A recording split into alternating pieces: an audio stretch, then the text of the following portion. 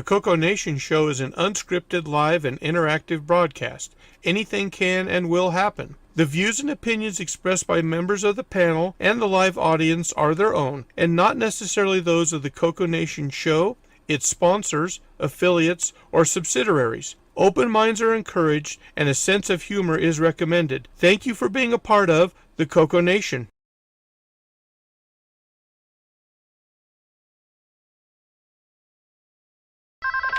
Radio Shack? Okay. What? The 80s called.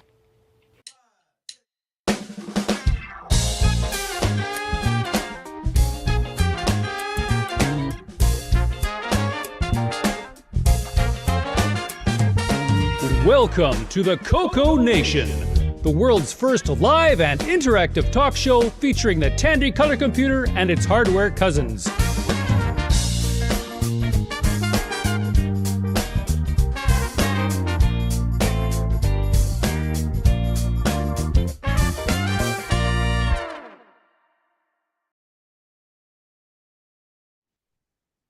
Hello, everybody. Welcome to the Coco Nation episode 387. We almost didn't make it today. It happens.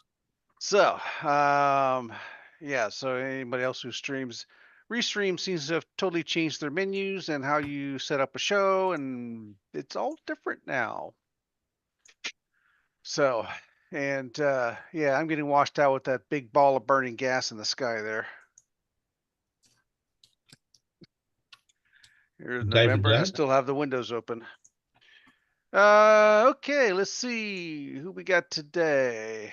Up in the upper corner, yours truly, the button pusher. And we got Rick Euland. Fellow Earthlings. And Ken Waters. Yep, that's me. Nick Barentes is now. Hello, everyone.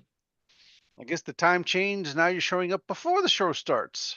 Yeah, that's Cool. right. I was able Cool. to sleep in an extra hour. And Marco. Hey there, glad to be here. Okay, and Kevin Holloway. Hello, everybody. And last but not least, we got Brian Weasler. Hello all.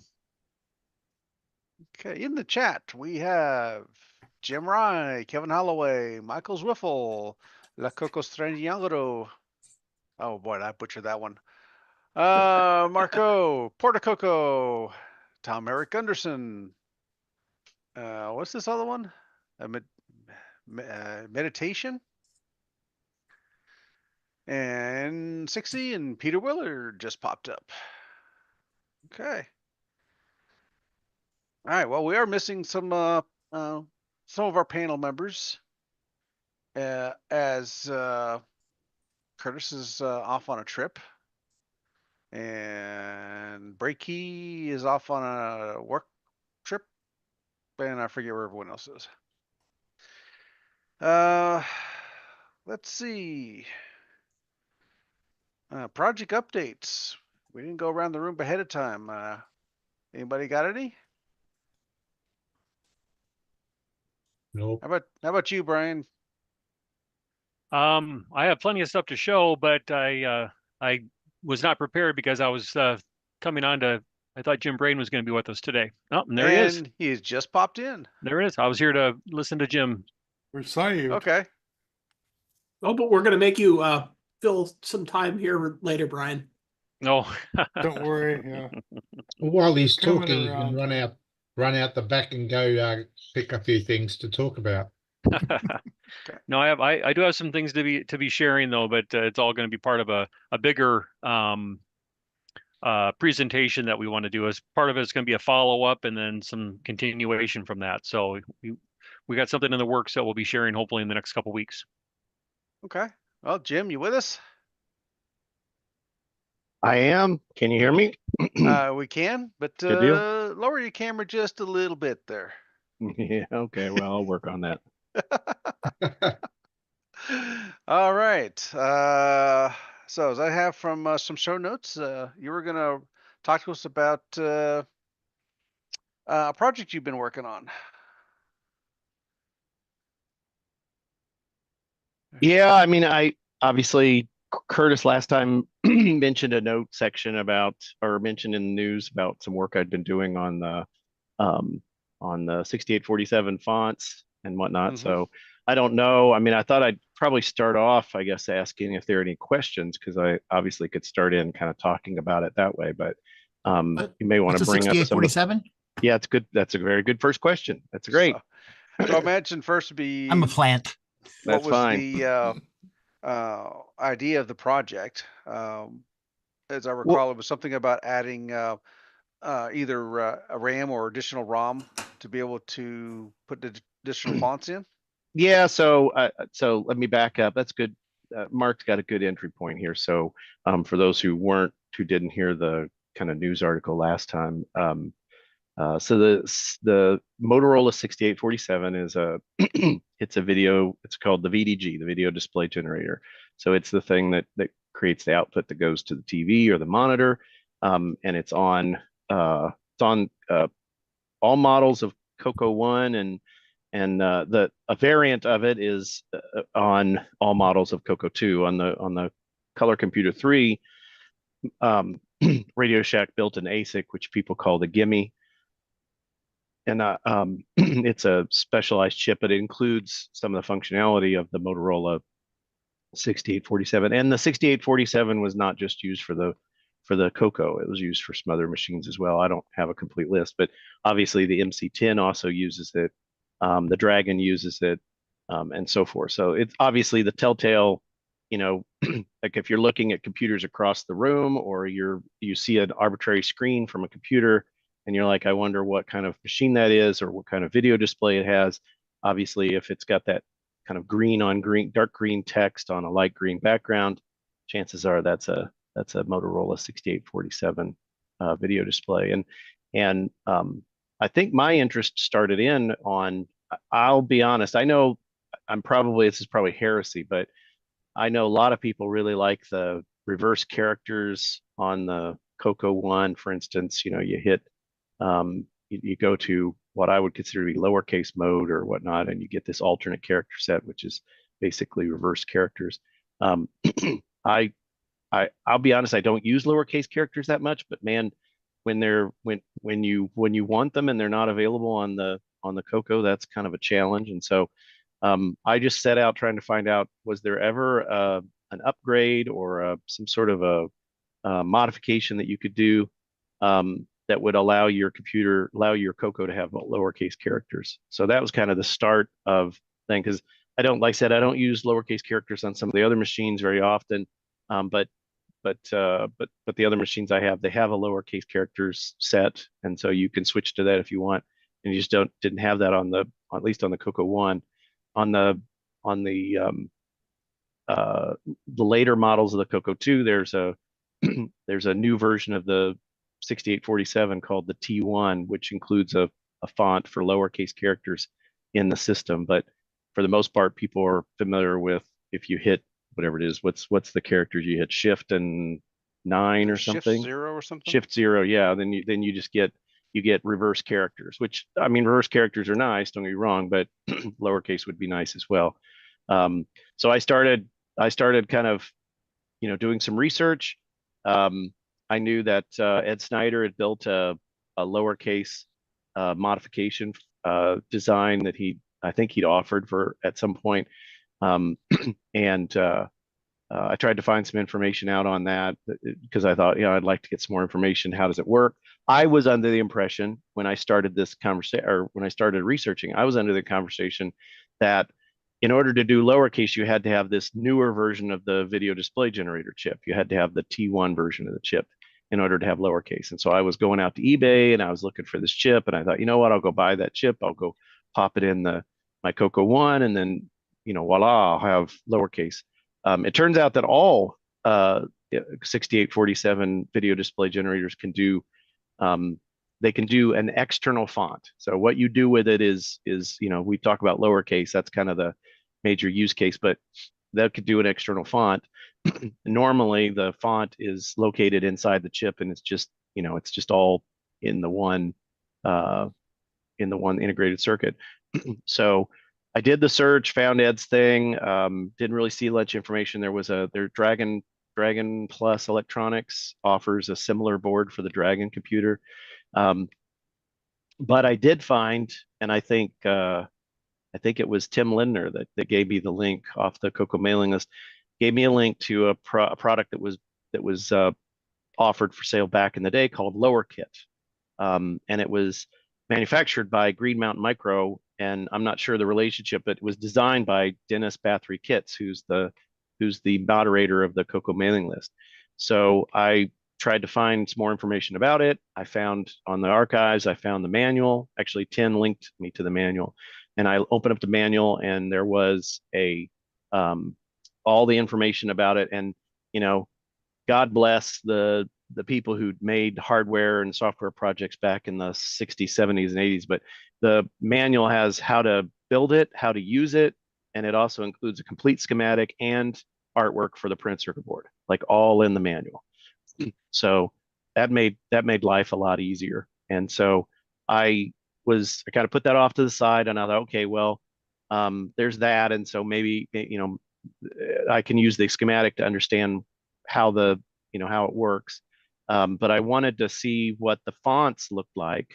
And so I did some more searching and found, I think last week, Curtis had made mention about a TRS Model 1.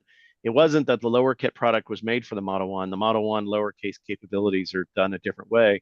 But Dennis used the Model 1 to write some programs that you could, I guess you could ask for them. If you bought the product and you wanted to make your own font, you could request a copy of this software from Green Mountain Micro, and they would send you this code on Model 1 diskette, I assume, and then you would run it on the Model 1, and it was an editor program that you could use to make your own fonts for the Lowerkit product. And it was a Model 1 application, and their archives were based on having files that were Model 1 compliant. And I'll be honest, I don't know very much about the Model 1, 3, and 4 machines at all. So it took me a while to decipher that. But the results were in in those zip files, I found copies of a number of ROM fonts binaries that were originally used on Lowerkit. So I was able to figure out a way to extract those, and that's, I think, what the news article was about. Curtis was referring to last week. I was able to extract all that information and save them off in something that I could store into an EEPROM, and then kind of try it out. And like I said, the Green Mountain Micro, the Lowerkit product, the manual had the schematic, and Ed Snyder actually came on the mailing list and said, "Hey, I've got if it helps, I can send my schematic that I created from the same source material." So he sent the list a copy of his schematic. And so I was able to kind of replicate that functionality so that I could try out alternative fonts on my CoCo, which is really cool. I think it's unfortunate that people are really only used to the kind of blocky font that's in the stock video display generator, VDG, because if you have an access to create your own fonts, I mean, you can make some really nice really nice fonts. Not Palette, but the size of the external fonts is 8 characters wide by 12 characters high, which is that's quite significant, especially for a chip that was developed in the late 70s. Most of the competitive classic machines just had an 8x8 font, which is really kind of problematic for lowercase characters and stuff like that. But 8x12 is extremely generous, so you can create some really nice looking character sets for an 8x12 matrix, and then put it on the CoCo. Now that's only writing the font to a ROM, isn't it?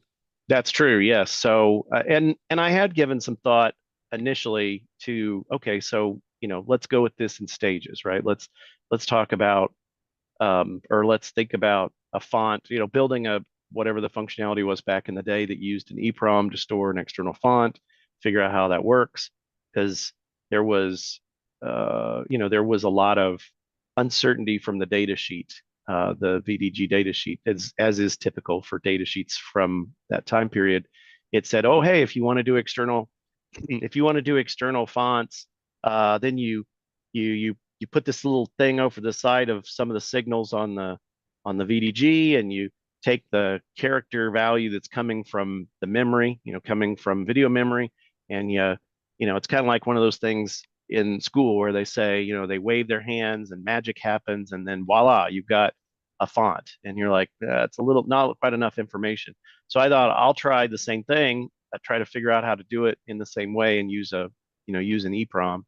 But I had thought about the idea of, some of the machines back in the day offered the ability to store an alternative character set in RAM. And so I remember I heard you mention that last time, Nick, and that's been my thought as well, is okay, ROM is first, but then once you get a static character set available in ROM, how much of a leap is it to potentially put something in RAM? It turns out, I don't have an answer for that right now, but it turns out it's not as easy as I would have hoped. But there's always a possibility that it's doable. It's just a matter of how much work it's going to be, or how much it's going to have to change in the system in order to enable a RAM based font. Yeah. It's Could a that- shame, but Could that be stored in the normal system RAM? I don't know. I don't have a design for anything like that yet. So it's your guess is as good as mine. So But so pretty much user designed characters like you used to do on like the TI or something, where you could draw a little heart and Right. say, okay, that's this character, right. and just Now- build it. Yeah. So, and whether it's in the actual system RAM or not is, I don't know the answer to that question, but ideally, or I guess in order to make something like that work, you would have to have whatever RAM that you decide to put the RAM based font in. It would have to be accessible from system memory. Somehow it would have, otherwise there's no way to reprogram it when you have the computer up and running. And ideally it should be in memory in such a way that you could modify it very quickly, because if you decided you wanted to, and I don't know if there's advantages doing this, if you wanted to try and use characters and then change them, like use characters and then modify them throughout, like if you were making a game and you wanted to modify the characters, then you would probably want to be able to do that very quickly as the game is progressing. But the good news is a font for the VDG, the first, 128 characters is only 2K of RAM. So it's pretty compact. And so you wouldn't have to take up that much space in the memory map of the CoCo in order to have a RAM based font, if such a thing can be developed. Now you're talking changing fonts rapidly in RAM. That would almost get you into the pseudo high-res graphics where you have a font where each character is just vertical stripes, and depending on what line you're on, you play the one that has the combination of dots that you want, and voila, you have high-res graphics on a text screen. That's It's right. heresy. It sounds like the Commodore 64. Yeah, obviously, my first thought was just, okay, how do you hook up, like what's required in order to get some sort of external font capability to the VDG? But yeah, once you get it running, then that opens up a number of possibilities. The question is, having a redefinable character set has value, I think. Having a redefinable character set that can be, updated very quickly, because you could potentially use it as high-res graphics. I don't know what the utility is of that It's over fun, just having dang it. That's right, it is. You're right. So I haven't really thought about, if it's a ton of additional work to quickly redefine graphics, is that generate a lot of value over just having a high-res screen? I don't know.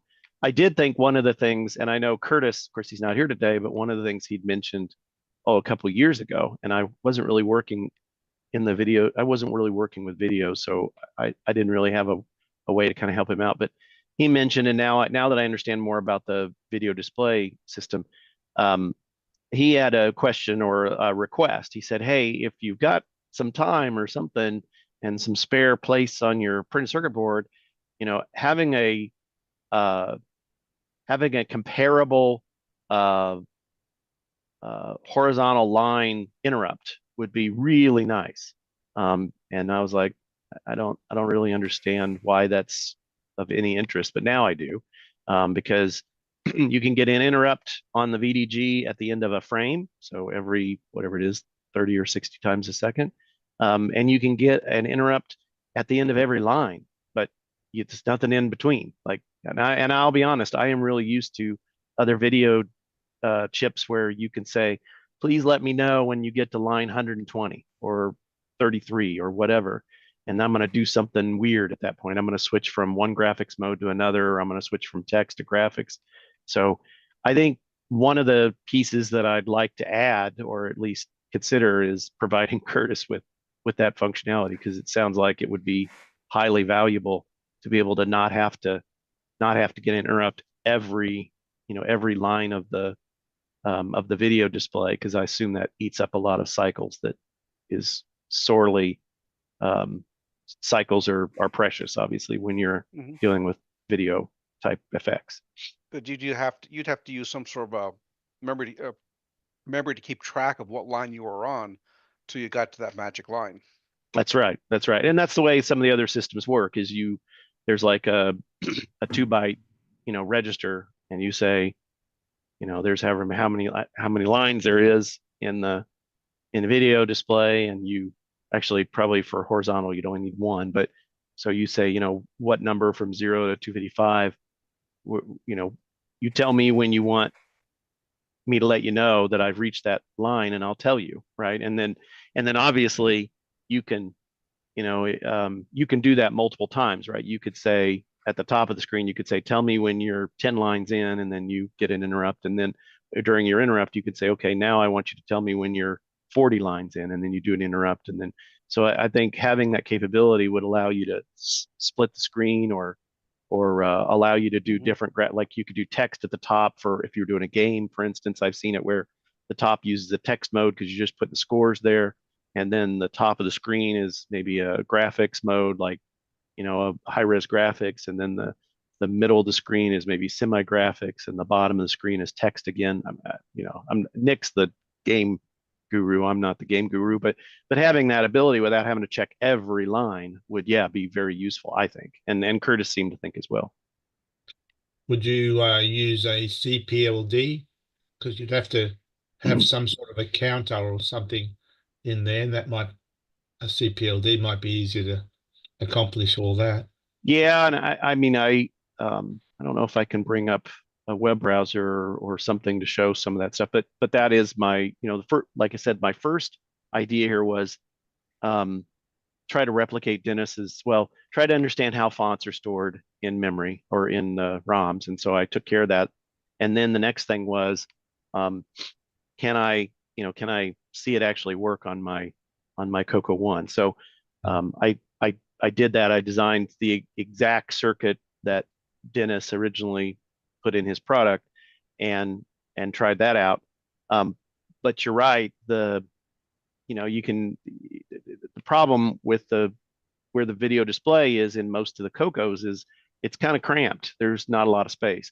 And if you want to do some of these things, if you did just chips, just little TTL chips or whatnot, you're starting to get a board that could be a quarter the size of the CoCo motherboard, and it's going to be hard to stuff that in anywhere in the computer. Not to mention the fact that if you want it to run on various versions of the CoCo, you've got CoCo 1s where the chip is kind of in the center of the board, up maybe a little bit towards the top, and then right below it, and there's a big mounting post in the way. Then the CoCo ribbon 2, cable. ribbon cable and offset. Yeah, but ribbon cables have their own issues. Yeah. Plus, just what you need is to take your, then you got to mount it somewhere, and people won't mount it, and then you have a ribbon cable with a board just kind of laying around in the computer, and then somebody picks it up and carries it to a show, and you pick your CoCo up and it's rattling. So anyway, but you're right. I mean, there's a couple ways of solving that problem, but I think given that these are some of the things that I want to do, having some sort of programmable logic would be helpful, and it would make the board a lot smaller. But you're right, Nick. Doing that it would probably be best to use some sort of programmable chip, just because it makes adding features like that a little bit easier. Do those have RAM in them as well, those CPLDs? CPLDs don't. I mean, a flip-flop is a RAM bit, but it's, like if you think about a programmable logic, they typically are defined in terms of how many what they call macro cells there are.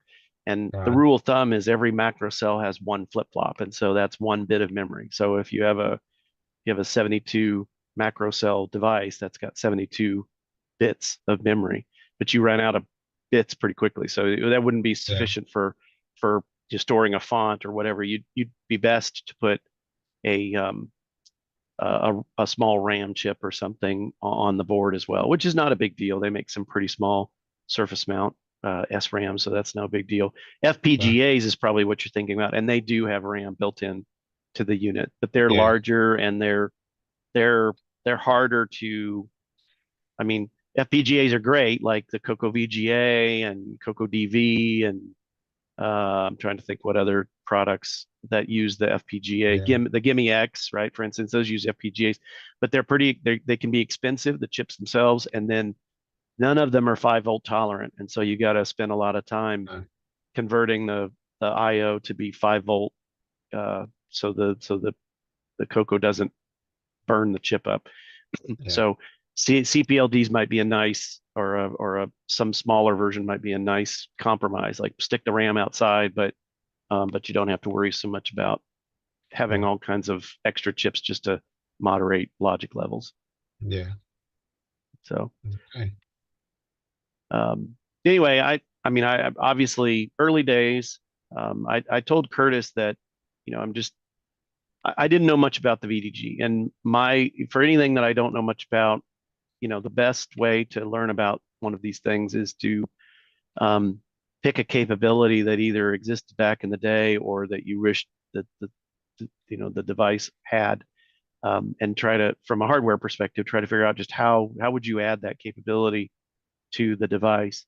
And because along the way you learn a lot about how the chip is built. The VDG that's a thing. I think it gets a bit of a bad rap because it's, a lot of people compare it to some of the newer video options for some of the other competitive products, but it was developed considerably easier. It was used in the Green Thumb project, TDP 100, I forget what the data term, or all the different iterations that ultimately culminated in the CoCo 1, and it was used in a number of other home or early personal computing type devices. So it was designed a couple years earlier, and it is pretty simple as a design. So that's both good and bad, right? It's simple, so it's makes it a little bit easier to maybe extend with capabilities. But obviously out of the box, there's limits to its capability, and just the nature of it is what it is, and it's a product of when it was designed. Right. So, but I had a lot of fun dissecting the ROMs. Dissecting, that's probably not the right term, but I'd never heard of a CMD file format in the Model 1. I didn't even know what that was. So I learned a lot about how file formats exist on the Model 1. And then I learned about the, how the font's data is stored. It was interesting, and I think I posted about it, or I don't think I actually posted about it online, but what was most interesting is when I extracted the data from the files that were in those archives, those editor, kind of how you build your own ROM, I noticed that when I used a program to extract the data from a CMD format file, I got exactly the font data. So no more, no less. But if I looked at the file directly and did my own thing and kind of parsed it, it turns out that the file actually contains all of the font data for 128 characters.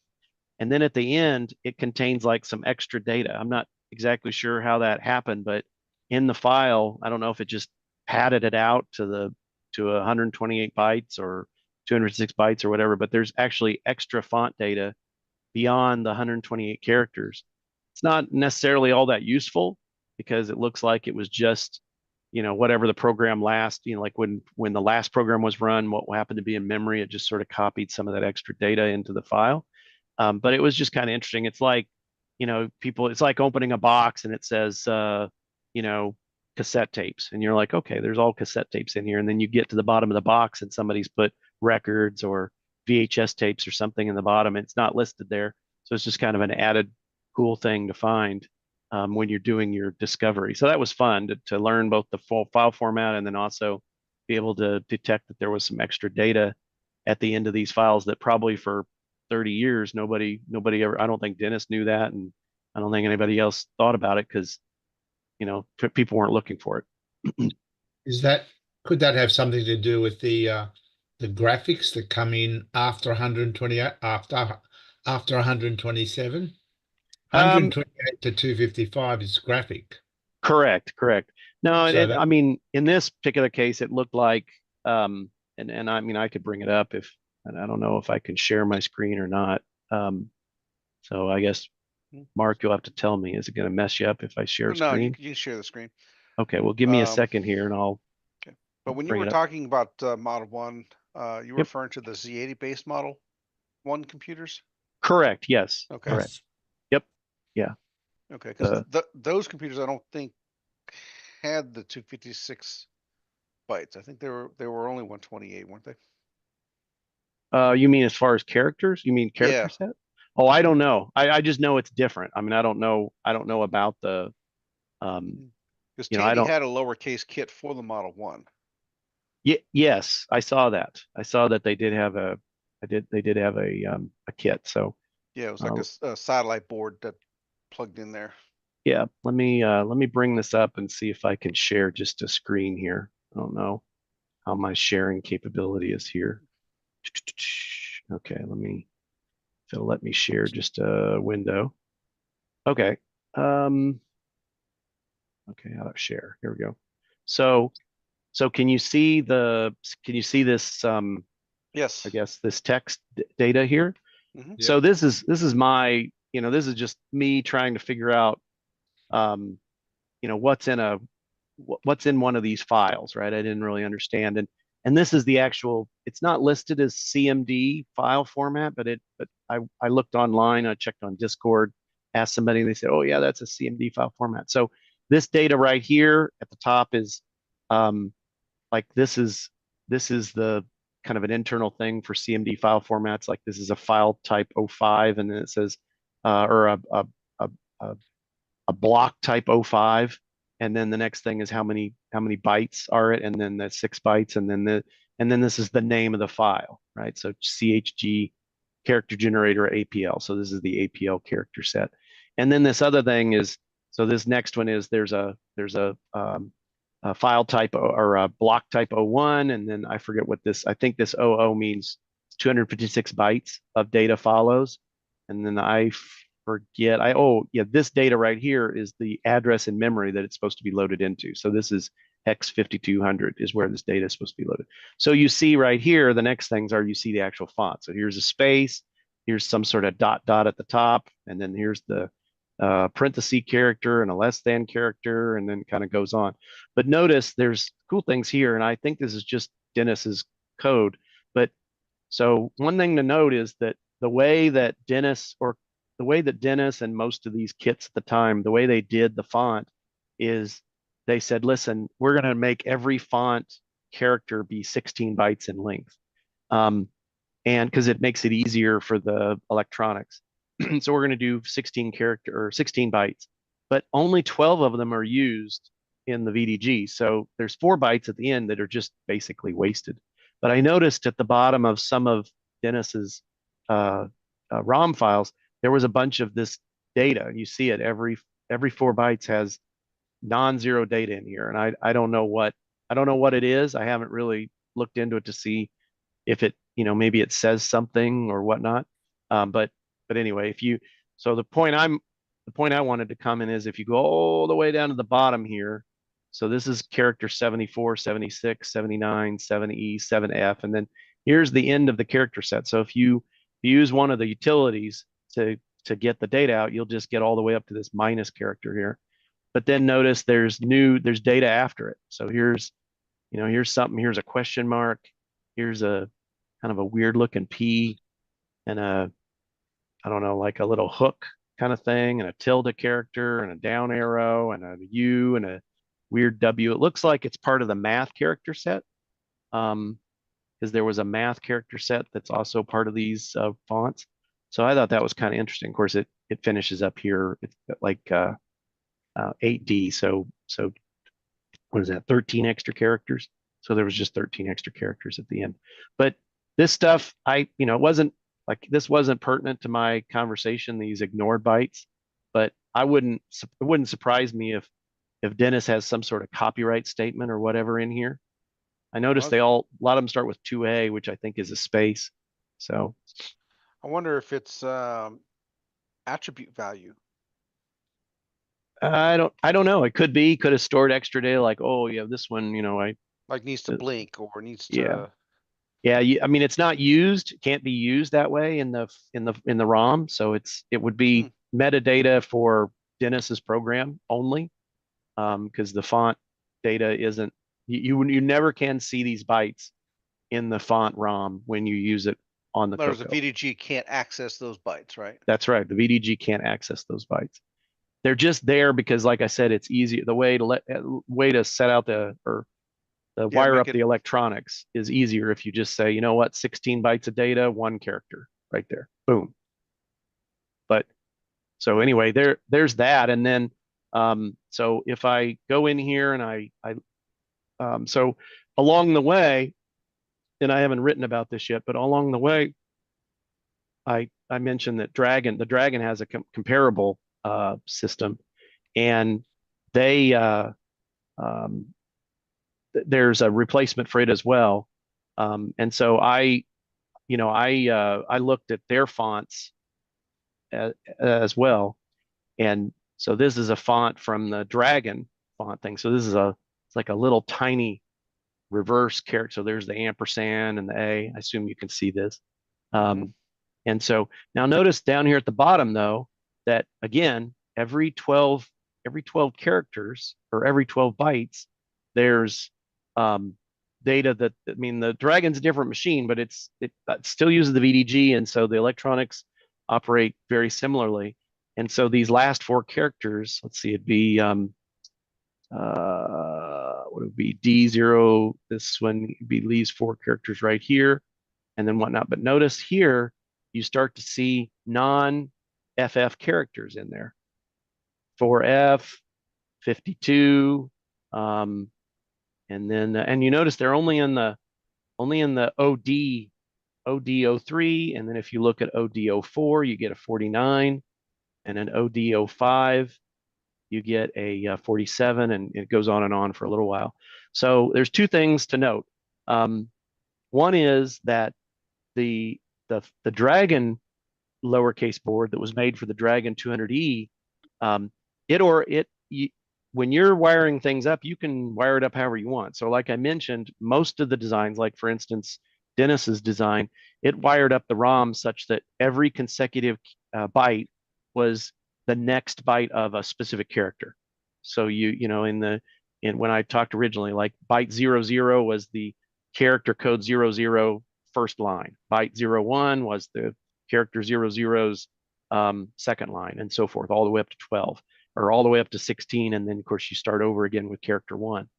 The Dragon one is orchestrated differently, and you can see that here when you look at the bytes. So the Dragon ROM is orchestrated the other way around.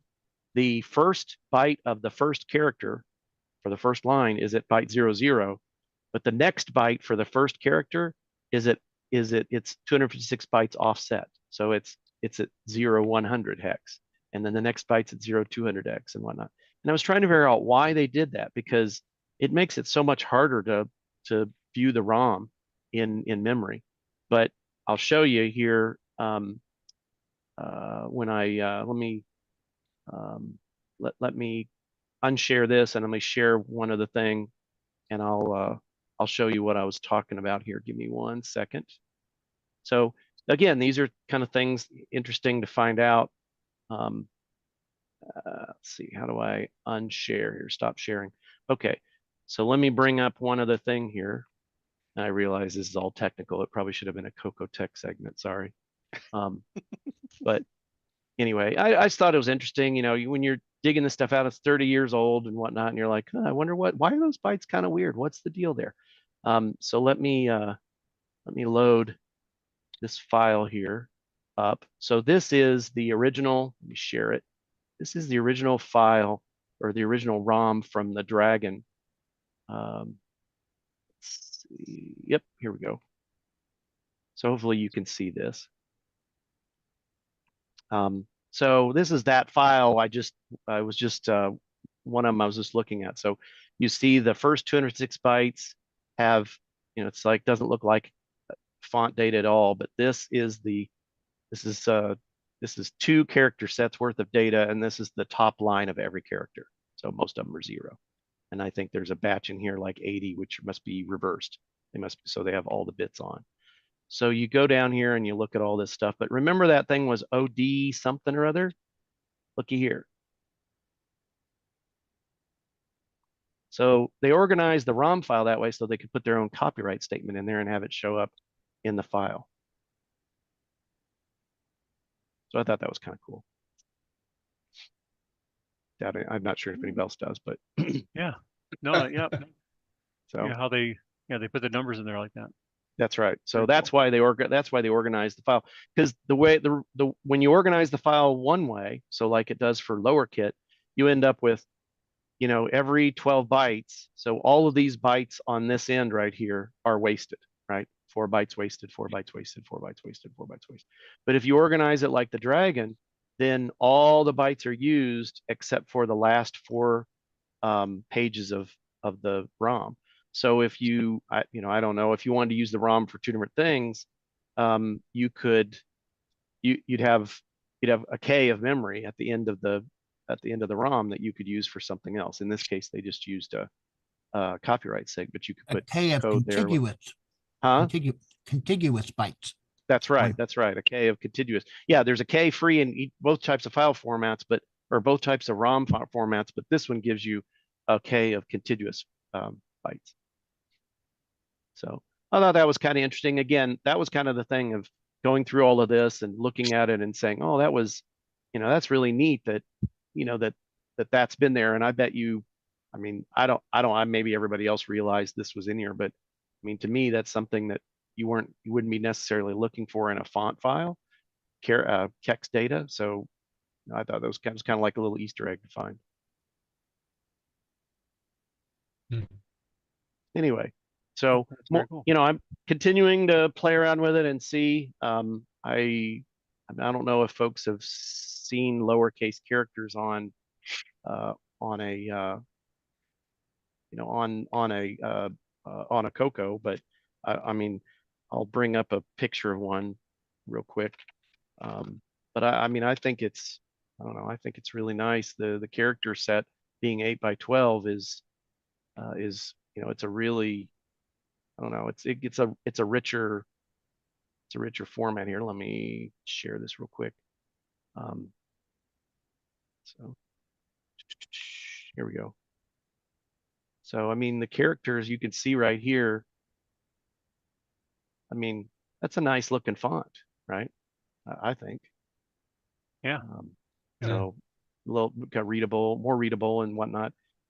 So, and I did find out something really interesting. I was, you know, as I wrote this up last night, because I finally got the hardware to work. But when I first brought it up, I had a problem in that you can see on my first row of characters, the 2 bytes at the top, or the 2 lines at the top of the character were chopped off.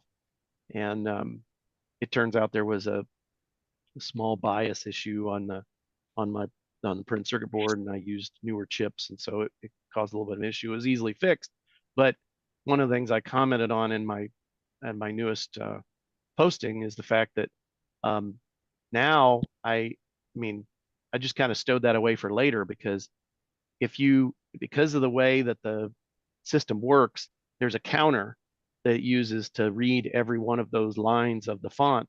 And if the counter's off, you could do stuff like this. Well, I mean, it's bad in this situation because, you really want to see the top line of text. But it could be kind of interesting to be able to say, you know what, instead of, like, I have 4 extra bytes for every character. So why don't I could maybe make that scrollable so that within a character you could scroll up Yeah. and down, a couple bits or a couple lines. And so you could basically scroll the whole text screen up and down by 4 bit or 4 lines. I don't know if that's of any use or not, but it's kind of interesting. It's a possibility. Hmm. So, Well, another thing I was just wondering, no, after you finish talking about the ROM, I've got another idea. yeah, it's fine. No, I think I've talked to death. Probably spent too much time on it. Ah, Apologies. well, something on the Deluxe color computer. Mhm. They've use on the VDG. You can actually there are pins. I don't know exactly what they are, but there are pins in there that deal with the color phase and Yeah. what's it called? And Yeah, they're in the VDG, in the Deluxe color computer, mhm. they actually give you an option where you do a poke and you can change that color phase and get an alternate set of colors. Oh, okay. So I'll instead of the usual 8 colors that we get in text mode, mhm. and it works also in graphics, the 4 colors in a P mode 3, for example, Mhm. whatever those colors are, by changing the color phase, they all change as well. So you get Okay. an alternate set of colors. Um, so I was wondering if there's any way to, if you're doing this lowercase thing, Mhm. adding in whatever that circuit is that does the color phase change. I'll have to see what I first I heard of that. What's cool though. Let me see. The Apple II sort of uses that idea for their graphics to get 6 colors. Okay. They change, they have the artifact colors. And Mhm. in artifacting, you generally get red and blue, as Mhm. well as the black and white, of course. Right. By changing the color phase, or I don't know what the correct term is, but they can replace the red and blue with a green and what's the other one? Purple. Mm.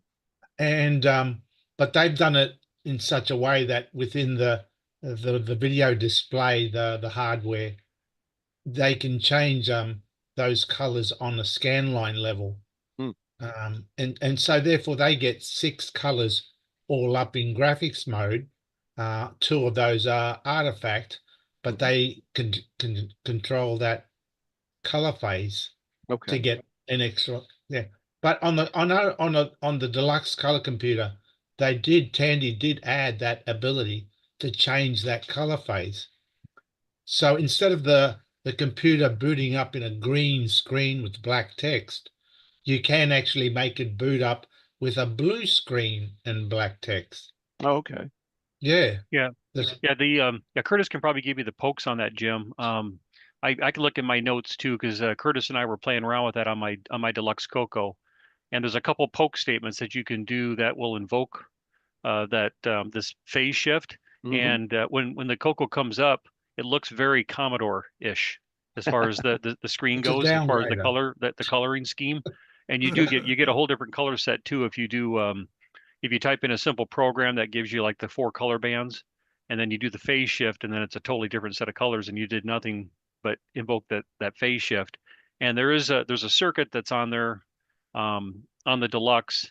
I can show you some of the pictures, but there's a chip they use double-sided tape. It's actually mounted upside down with some bodge wires going to it, and we believe that that's part of that phase shifting circuitry Okay. that they have on there. That then from there it goes to to the RF modulator chip, the 1374, 72, whatever chip, yeah, 72. Thank you. 1372, Yep. yep. Yep. So Well, I see I mean, I know the signals you're talking about. There's Mhm. like 3 or 4 of them that come out of the VG. Yeah. I'll admit it was the part that I know the least about on the chip, but you know, this is part of how to learn about it. So I'll look that up and see just how complicated that type of capability is. I mean, it's possible. The big, you know, I wouldn't say concern, but where I slow down is when it, you know, when you switch out of the digital space into analog space, that always slows me down because I'm not nearly as good in the analog space as I am digital. So I don't know if those signals coming out of there are digital or they're kind of various levels of voltages or whatnot. So I'll have to see what it is. I haven't put a scope on mine to see what's coming out of those things. I was like, well, right now I'm looking at fonts, so I'll assume that whatever's come out of that can just continue to come out of it and go to the rest of the computer. But I can take a look and see what cool things you could do there. I think there's tons of cool things. It's just a matter of how many of them are you know, some things are like stupid IC tricks. You know, you can get it to do it, but then is it really useful? You don't know. And then some of them have a lot of cool capabilities if you can enable them. the other thing too with the Deluxe is that the VDD chip that's on it, you look at the part number, Mhm. it's not the original one that you see like in the Coco 1, and it's Yep. not quite the one that's in the T1. It's a Oh, different really? part number. It's like it might have been one that was that they might have been working with Motorola on, and it wasn't necessarily an official release. It Mm. was kind of maybe a midstream type one, so it's Got kind it. of a different part number. So I think it leans more towards the T1 as far as the pinouts go and the data lines. But we'd have to look at the pinouts on both chips to verify. I did that once, but I don't remember. Yeah, the big question I would have is, you know, is the T1, does the T1 chip provide, you know, significant benefit? Because when I was thinking originally, I was like, oh, in order to do this lowercase thing, I need to have a T1 video display generator. And so I went out trying to find them. 6847s are not too hard to find on the secondary market. T1s are considerably harder to find on the secondary market. I So think the and T1s were custom made for Tandy. they may have been. I know they have the lowercase font built in, which, you know, that's great. But and I haven't done a lot of research to see just how many additional features. Like there was like one buffer that was built into the T1 that's not in the 6847. But again, that's if you're using a CPLD for this kind of stuff, that's not a significant advantage. So the key is if you need to make or want to make a product or even a project, you want to make sure that it's going to use parts that you can get. And so if it's going to be really hard to get the T1 and that was necessary for this phase change thing, then that might make it a little bit more difficult. But hopefully, I didn't remember the phase or the signals coming out of the the video signals coming out as being considerably different between the two chips when I looked at them the first time. So No. it's possible that that's not the part that changed between the two chips, and in which I think case the original VDG has those pins as well and can do it. Yeah. Yes. So, and that would be fine. I mean, that would be best because then everybody can reuse their existing, you know, VDG that's in their machine, or if somebody needs to buy one, then they're not too hard to find. And so, you know, it makes it.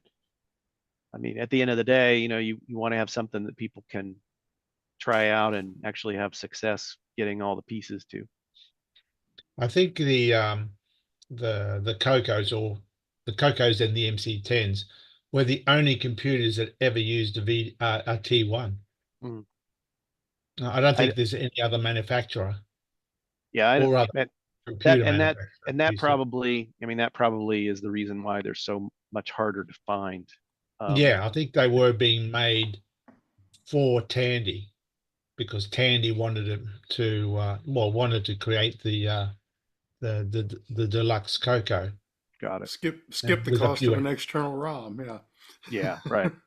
Yeah. We, Well, you know, in order to compete, we need a lowercase and we don't want to have an external ROM. So let's. So make us this chip. That's right. Well, and to be fair, not to, you know, kind of to set the stage, I guess, to be pedantic about this.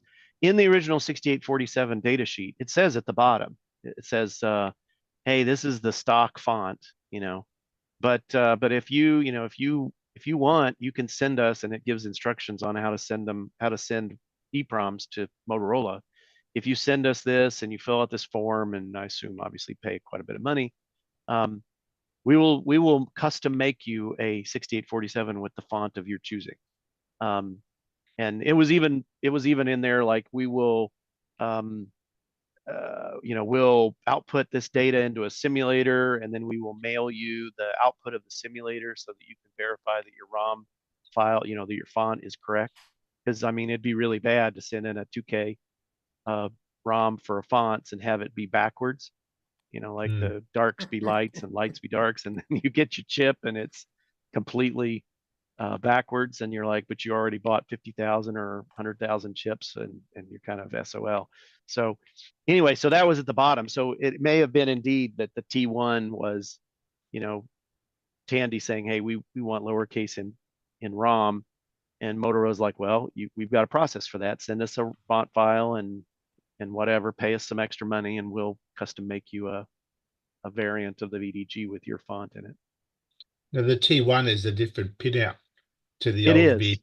Yeah. It is. Yeah. So it must be a little bit different than that, but you could do Yeah. that with the original. You could do that with the original Motorola. And I know there's a website out there. I'm trying to think. He's not on the call today, but you know, I was given a link to a bunch of downloaded files, and one of the links went to a page where this person went through and looked at the various VDG fonts. And so there were like Auric and some other computers that used, maybe not Auric, but whoever used the other computers, and it showed all of them, and there were differences in the font. So evidently, even back in the day, there were manufacturers who said, no, we don't want your stock font. We want this. So we'll send you a ROM and build it into your chip. Yeah. Which would be interesting if, and I don't know, I assume those would have unique part numbers and wouldn't just be labeled 6847. Because it would be interesting if your Motorola 6847 and your CoCo went bad, and you go on eBay and you buy a new 6847 and you boot it up, and it has different the letters are different, and you're like, what happened? So I've never heard of anybody having that problem. So they must be marked with one of those, you know, Motorola would use what, XC or something for chips that were experimental or whatnot. Maybe they marked them with a special prefix that these weren't standard VDGs.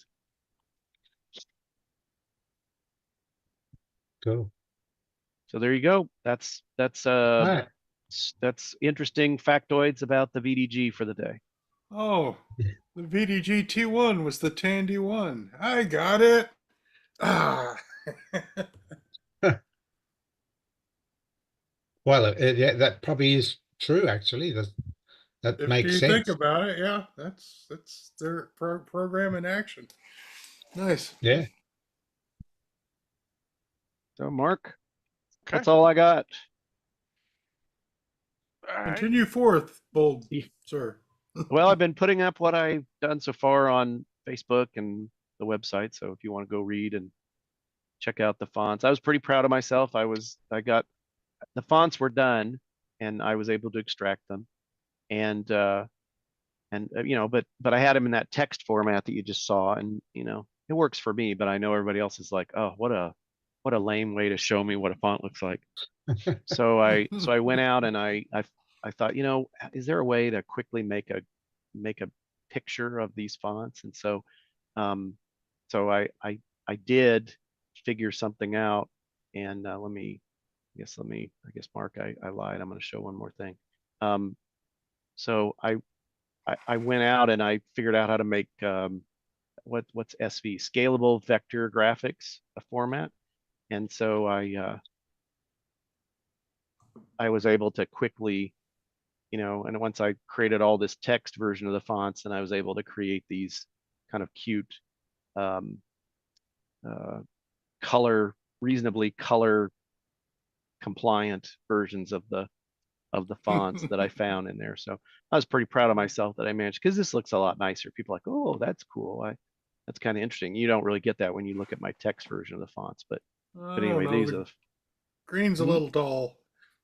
Yeah, well, you get what you get. So you paid what you paid, you get what you get. Now Anyway, with the ROM installed and you're yeah. getting the new character set, can Mhm. you switch between external and the original internal ROM? You can. So in Dennis's board, well, you can, but there's a caveat. Um, on Dennis's design, you had a switch that you could have mounted on your computer. And if you flipped the switch one way, it effectively turned the circuit off. So you could have the internal font. Or if you flip the switch the other way, it would enable it. But I don't see a way in his circuit to offer the internal and the external ROM at the same time via programmatic control. I don't see that in his design. But it is possible because if I remember correctly, on the Dragon version is built a little bit differently, and I think it provided a way of turning off the external ROM, and you could go back to the internal one under program control. But you're right. I think that would be a way to do it. The way that the Dragon Plus board works is I think, like I said, I think there's a way to turn off the internal ROM, but they came up with a better approach, or at least a good as approach. They just copied the actual 6847 ROM into one of the slots of their product. So and that's the way I would do it, is instead of trying to turn off the internal ROM, I would just copy the internal ROM into one of the slots of the ROM that you have, and then just allow somebody to select that particular font. And it's just, the stock font, right? So that would be the way to do it. Because I mean, colors are like bits are bits. And so whether they come from the internal character generator or a ROM really doesn't matter. They're going to look the same on screen. Because what I was thinking is if you had the external ROM being mainly special symbols and characters, say it's for a game, you can have all the graphics for that a game could use, and then in your software, you could actually, via software, select the internal ROM, put your text or whatever up there, and that set it so at a certain scan line, you can then switch it to the external to bring in the graphic part of the ROM and do the game there. That way you can just always have both character sets displayed. So you'll have 256 characters plus the whatever is over 127. Right. No, I mean, absolutely. If you have access to multiple fonts, I mean, the ideal, in my opinion, would be to have access to maybe a couple fonts, like you said, that are ROM type fonts. So you can get, the stock characters and some true lowercase characters and maybe some graphic symbols and whatnot. So you have access to all that stuff. And like you said, a way to define your own, and a couple different, like a way to define a couple of your own, because maybe you want one character set for one level and you want another character set for another level and whatever. So it'd be nice. I mean, given that they're only 2K for 120 characters, you could have in a K, you could have 4 character sets, 2 ROM sets and 2 RAM sets, let's say, if that if the circuit would support that. And then you have your pick, right? Now you wouldn't be able to. You'd have to. I mean, you do have some limitations, right? You'd need to. Only one character set can be active per scan line. So that's right. Yeah. So you do have that restriction, but every new set of characters could be a new character set if you really wanted to do that. I mean, as far as how the VDG works, that's all possible. So I was trying to look on the screen. Oh, sorry. Go ahead. I was gonna say, so I was just kind of thinking here, we're talking about making like characters, A, B, C, D, X, Y, Z. But a person could make a totally custom font that would be not even a letter. It could just be a symbol or something. And if you were to do a basic program or a game where you wanted to have certain characters in there, you could actually make a custom ROM that would have things that would apply to your game. Is that correct? You could, although I think before that would be feasible, it would need to be RAM, like Nick had mentioned. I think it'd be better that it be RAM. So, the idea, but you're exactly right. Like a lot of games for and I hate to say this, I don't mean a heretic, but a lot of games for the VIC-20 or the 64, for instance, were kind of gauntlet type games, kind of thing, where you were walking around a maze either on screen or the screen moves or whatever. Right. But in essence, you were this 8x8 thing. You were a character, and so they defined little stick man or whatever, and that was you, or you were a ghost, or you were I don't know, whatever, but you were something that fit in an 8x8 character or 8x16, and then and it wasn't a graphic screen, it was just those two characters. It's like it was character A and character B, but I mean they wouldn't be A and B because you'd need those places, but Tiles. yeah, Right. yeah, like basically an 8x8 tile type But video. then my question, you said character set per scanline. The Yeah. 6847 does that. So if you had a character set that was like barcodes, Mm-hmm. character sets of barcodes, you could get high-res graphics by switching the character set for each scanline. Right. And then the different fonts would be the different combinations of 1 through 256. The CoCo does that already in combination with the SAM chip. The semigraphics I'm mode just thinking lets you do that. This would you would be using your font ROM Mhm. instead of using screen RAM Correct. to do the high res. Correct. Mm. Yeah. So, Right. And that's exactly true, because so one of the things, not to get, sorry, Mark, I swear I was trying to finish up. no, we need Yeah, you. We need you, man. But on the VIC-20, for instance, it also had an early years video chip, the VIC-1, and the VIC-1 actually doesn't have a graphics mode. Period. There is no high-res graphics mode on the VIC-1. So, but I know you're like, well, hold on a minute. I know there's a whole bunch of high-res games for the VIC. Well, it's true. There was. So the VIC allowed you to double size the characters, so they were 8 bits wide, and 16 bits tall. So then what you would do is it had a character screen that was roughly it was same kind of non-40 column character width like the CoCo. So what you would do is you would put A, B, C, D, E, F, G. You would just line them up across the screen, and you would just go all the way, and you fill the whole screen up with characters. And then all those characters, you would switch it to read the character data, ROM data, or the font data from RAM, and then that was your bitmap. It was basically just all the characters laid out on the screen, and you would just, the first bit on the first row and first column was the top left bit of the ampersand character or the space character or whatever it was, right? And you just worked your way through the list. That's how you did high-res graphics on the VIC.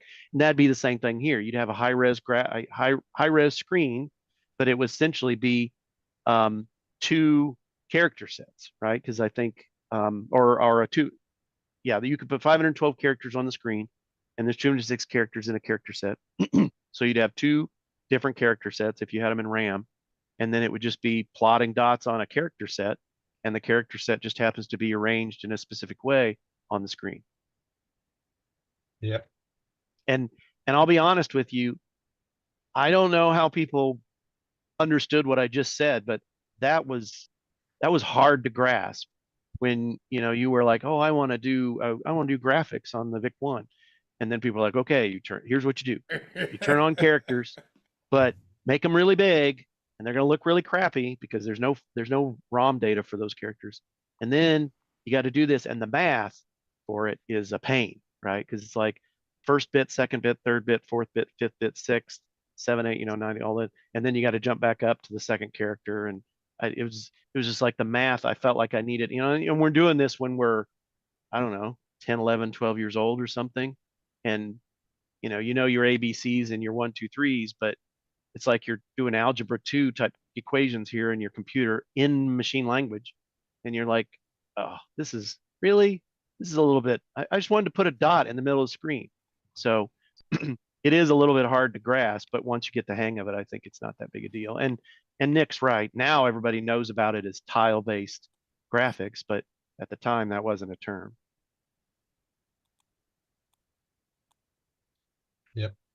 So, and I think Nick's point is valid though. The real cool feature would be putting the font data in RAM, because then you could change it on a per game basis. And when you do, then that opens up a lot more possibilities. The other one that I would see is right now the top bit of the character set. So when you post a character on the screen, if it's under 127, it's a character. And if it's above 127, it's a semi-graphics character. One of those 4 or 6 block characters. But the VDG doesn't make that restriction. The VDG would allow you to have 256 actual characters. And to me, that would be very useful, is to have a mode where you can say, you know what, I want to have the types of pre-created graphics characters like they had on other platforms. So I have my ABCs and my 1, 2, 3s and my punctuation and whatnot. But then on the top end of the character set, I want hearts and diamonds and clover leaves and, you know, different sizes of little bars and stuff like that. I think that would be really useful as well. That's not a restriction of the VDG. It's a restriction on how the VDG is wired up in the CoCo. And so fixing that or changing that or being able to turn that configuration off on the system would be, I think, would be pretty useful as well. I think you might want to look it up. The APF computer, I think they call it the APF Imagination Machine. It also used a, I think, 6847, but it did do some weird things with that. You might want to look it up. I can't remember what they were, but it allowed you to do things like changing video modes in real time on the screen, but it did it all in hardware. So you might want to look up and see what sort of tricks they did in that machine. Yeah. Fair enough. Well, Okay, cool. there you go. Thanks, Jim. No problem. All right, thanks a lot. All right. What do you say we take our top of the hour break and or is there any more project updates to do? No? Okay, so we'll take a commercial break and then come on with the Game On Challenge.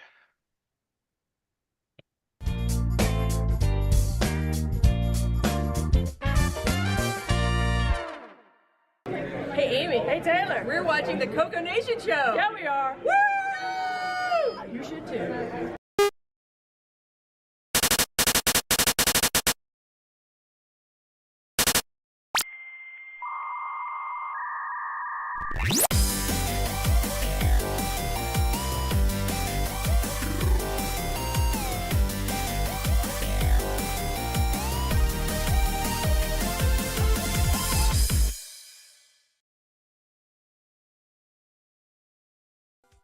Hello everyone, it's your good buddy, your good pal Amigo Aaron, joined by that dastardly The Brent from ARG Presents. You're watching Coco Nation. I feel like that should have been longer. The Coco Nation show would like to thank the following patrons.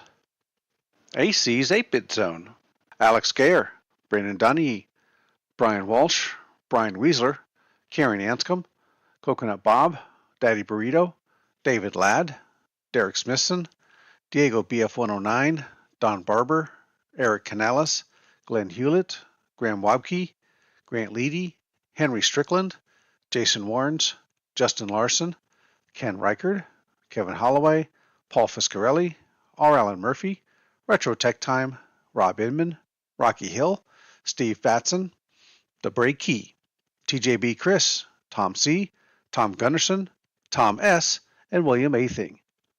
Thank you so much, patrons. If you would like to support the Coco Nation show, please sign up at patreon.thecoconation.com.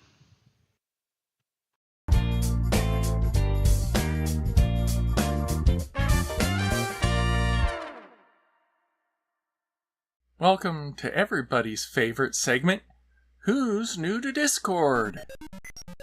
Greg1001 says, Hi guys. I have a game called The Caverns of Narzode from Australian CoCo magazine from August 1985. I have typed in the code and can get the game to work, but it is not working properly. Let me know if you can help. The game looks like good fun flying a ship through caves to get to a chamber whilst avoiding giant spiders whilst a fuse is burning. Z8D says, my name is David C., and I am a tech blogger going by the handle Z80Dad. In my spare time I build all kinds of homebrew electrics projects, write about them and share 99% of it as open hardware. I also dabble a lot in Z80 and 6502 based systems and have recently restored a Kaypro 483. Most of my current homebrew computer projects center around the 6X09 CPUs. I haven't owned a CoCo, but I keep looking for a nice one. SPC 476 says, hi. I'm Sean C., and I own a CoCo. For decades now, it was my first computer. Recently I've written a 6809 emulator, and a 6809 assembler. I'm just curious as to what is going on with the CoCo community. The previous bios were edited for time. Thanks to Frederick Micro Hobbyist Sigard, Glenside Computer Club, Paul Fiscarelli, Paul Shoemaker, Tandy Color Computer 3, and the Coco Nation patrons for boosting the server. Please consider joining Discord and visiting the welcome section to read these bios in full and see what the community has to offer. Just go to discord.thecoconation.com. See you on Discord.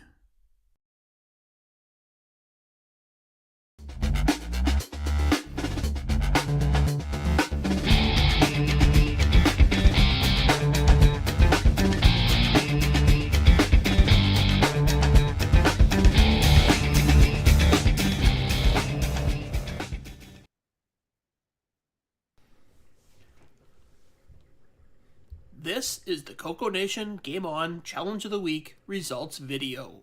Welcome. This week we played Hero. We had a total of 15 players.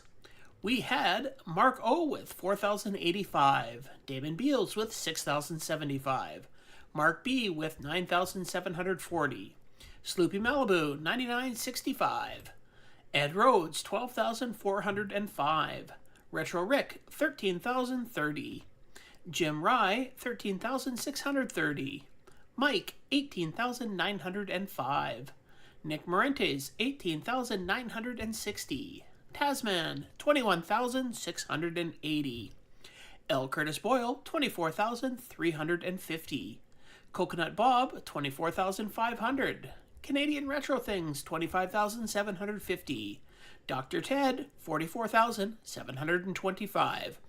And this week's number one score belongs to Buck Owens with 48,550. Thanks everybody that played.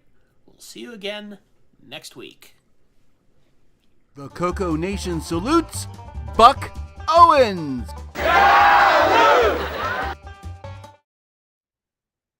Hey, got to use it again.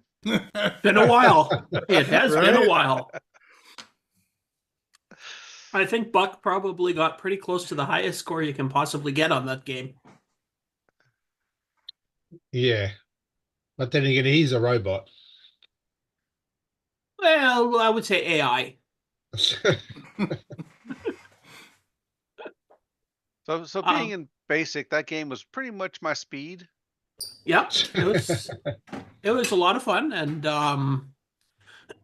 definitely like I was playing it on VCC, so I was actually usually playing it at about 4 gigahertz, so or 4 megahertz. Sorry, 4 gigahertz. I've been playing it. I've been working on other computers, so my brain is fried. But 4 megahertz, and yeah, it runs really good at that speed.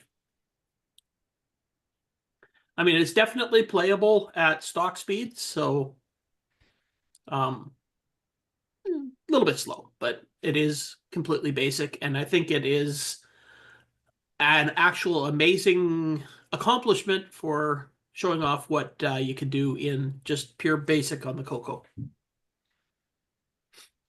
Well, that was the whole idea of the project, really. Yep.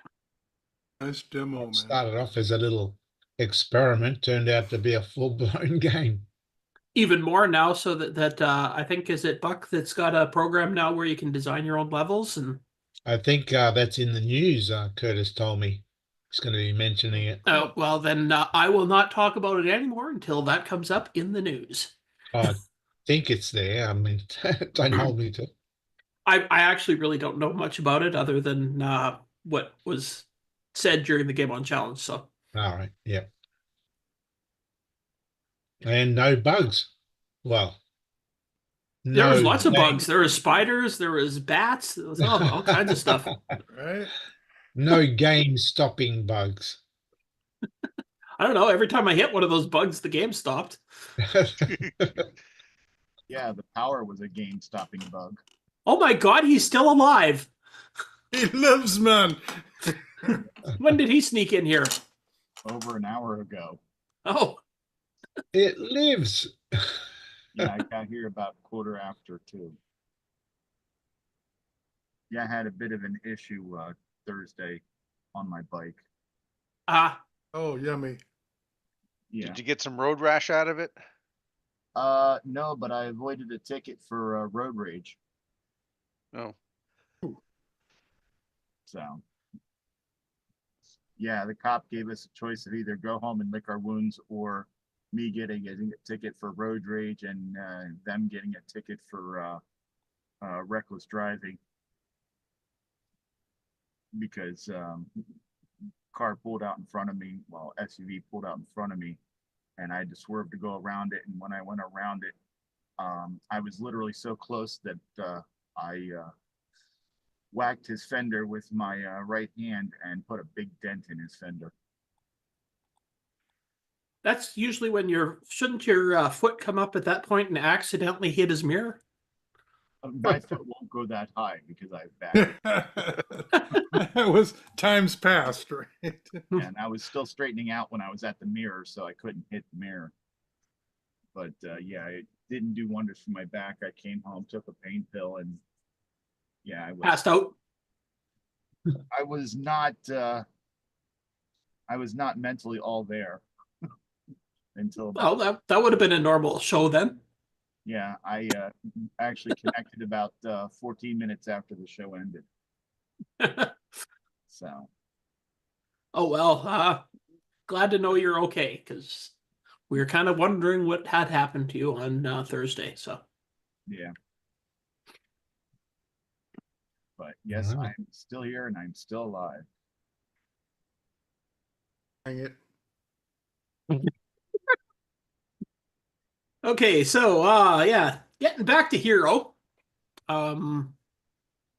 Obviously it's a new game, so there is no reviews of it. Comparatively to on the show, I think was it the last show? I played a couple different versions of it. The Atari 2600 and the ColecoVision versions. And this one definitely holds up to them. It's yeah, I think it's a lot of fun, and it was always a pretty good game. It was Yeah. a very good game, the original game having come out for the Atari 2600, and it was a ROM pack, 8K ROM pack. Mhm. But, you know, back in the day, for the day, it was a very good game. It was they're like large mazes, good exploration. It was a very well done game, and that's why it's such a popular game even today. It's classed as one of the great games for the 2600. Now it's been ported to so many computers. Well, it was ported back then, like Ken said. You know, there was the Coleco version, and there was no Commodore 64 versions and Atari 800 versions, and ZX Spectrum. Even today, there's versions have been converted for Amigas and Ataris and Atari STs rather. It still is a very popular one to convert. So when I did it for the CoCo, I thought, well, I won't. Well, one, I didn't really plan to do a new machine code game, so I thought I'd just do a little thing in BASIC. So the only thing that was really the main thing that was unique about my version was that it was in BASIC. No other version's been written in BASIC. So I thought, well, I'll do that. That gives it some uniqueness to it, and it was also part of my let's show what this semi-graphics mode Curtis discovered can do. So it served two purposes, and Hero's the final product. Yeah, And I think me personally. Oh, sorry. Go ahead. No, you go ahead. Yeah, me personally, I've only played it on the Atari 8-bit computer. But the other thing I wanted to say is that this is not actually the first game that we played that's been basic only in the Game On Challenge. No, we played other games, but this is the first one showing off that semi-graphics trick that Curtis did. And I mean, and I think this is one of the most complex basic games that we've ever played. Oh yeah, definitely one of the most complex and one of the more full-featured. But that's just a signature trademark of Nick himself. All his games. Then how do you explain Neutroid? I was waiting for that.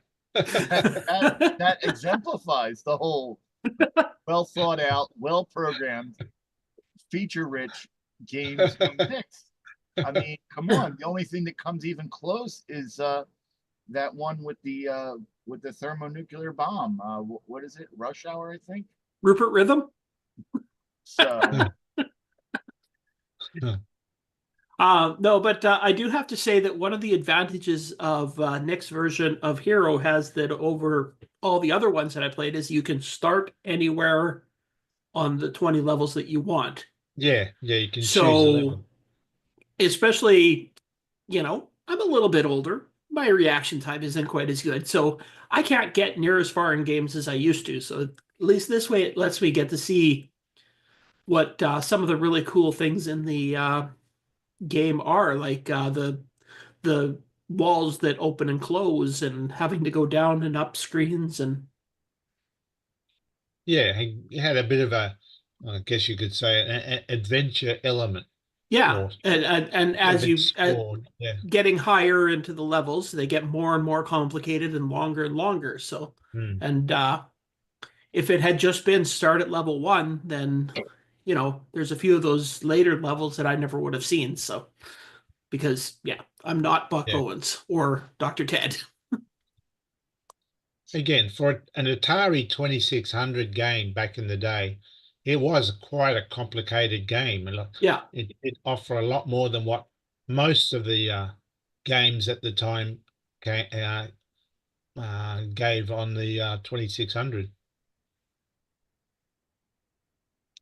So that's why I thought I'd pick that game and see if I can do it in on the CoCo in BASIC to showcase the semi-graphics.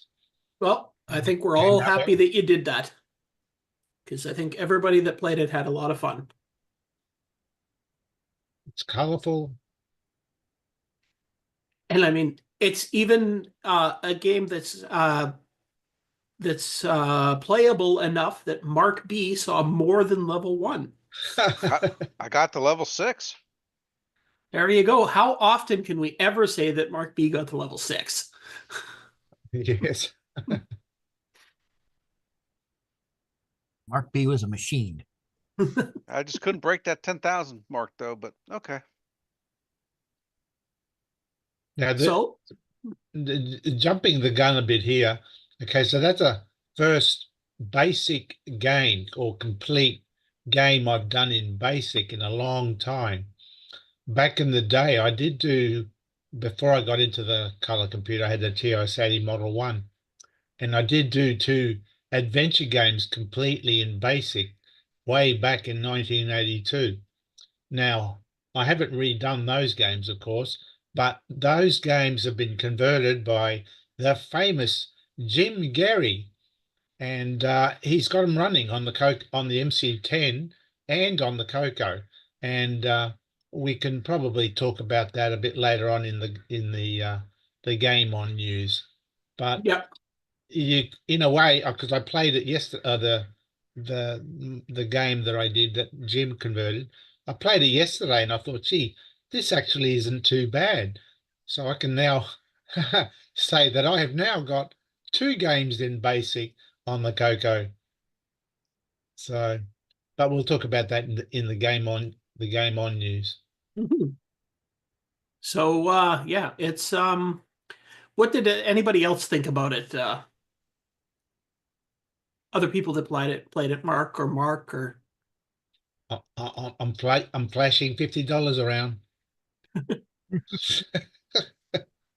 I just played it at normal speeds on a Coco 3, but it no, it seems smooth. I mean, the movement and stuff seemed really good for it's amazing for a basic game that it actually went where I wanted it to. So Mhm. I just didn't have much of a chance to play with it last week, and so I think the score I submitted was actually from a couple of weeks ago when I was first downloaded it. So, but definitely responsive. Like one of the things I've definitely found in games that are pure basic that we've played in the past is that sometimes you'll hit the fire button or the move button and it doesn't respond because it's not reading the keyboard at that point. Yep. But I don't think I ever had that problem with Nick's game here. So And originally I was going to do a simpler demo for this semi-graphics mode for Curtis. I was actually thinking of doing and Mark could know about this. When the Apple II was made, Steve Wozniak, he essentially designed the Apple II so that he could actually write the game of Pong in BASIC, which he did at the time. So in the BASIC he wrote. In the BASIC he wrote, so he wrote that game of Pong as a demo of what the Apple II and the BASIC could do. So that was all in BASIC. And I was thinking, oh, maybe I could do a similar thing and do Pong for the CoCo, totally in BASIC, using this, semi-graphics trick. But then my ego got to it, and I said, no, I can do better than Pong. So you just wanted to show up, Wozniak. well, that wasn't the thing, but I just thought, I'm not used to doing really old games. So I thought, I'll do something newish. Well, I mean, it's an old game anyway, but I mean, come up with a more challenging idea. And I thought, well, let's move up to Hero. Well, there we go. I think if anybody can get a hold of Woz, just tell him the gauntlet has been thrown. Now he's got to make a comeback to Nick's Hero. I should do a version of. It wasn't Pong. It was a Breakout. That's right. Yeah, it was a kind of a weird side-scrolling breakout. Yeah, it's like a handball. Yeah. Yeah. So I should do that and showcase what can be done totally in BASIC using that semi-graphics mode and the trick there, and I should be able to do a fairly machine language looking game in BASIC, I reckon, with that. But we'll hold you to it. That's another distraction. So there you go. And a new project is born. Damn, I'll never get some sleep.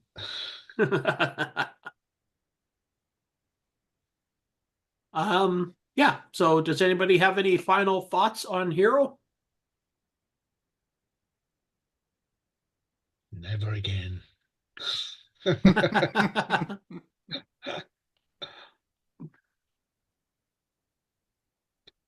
right. Okay, then. Well, we're all glad that you made that, Nick, and I'm actually looking forward to seeing that level designer so that we can make even more levels to the game. So I haven't looked at it in detail, but we'll see what. I think it's in the news that Mark will read out. Was there something about the level editor? I didn't see anything in the news about that this week. Oh, isn't there? Okay, Yeah. well, maybe that's for next week.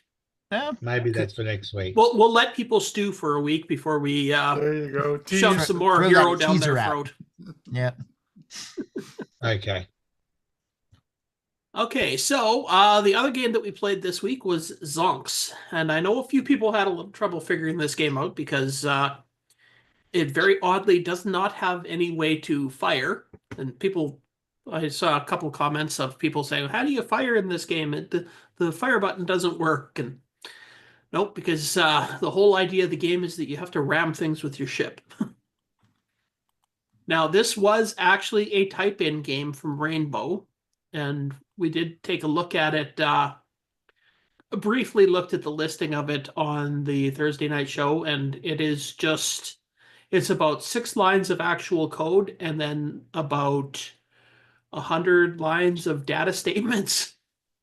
So it's a machine code program. yeah, it's one of those ones that are really fun to type in because you type in pages and pages and pages of data statements, and then you've made like one mistake on one number, and the game crashes, and then you lose it. And you forgot to save. And you forgot to save. It's that type of game.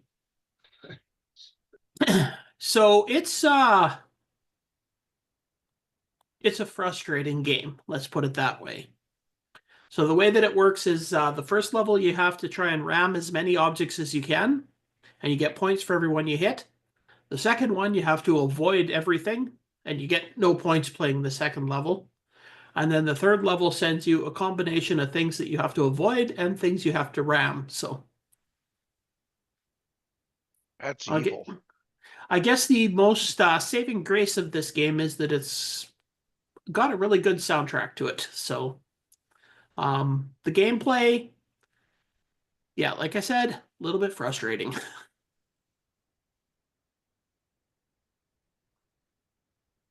Anybody else have some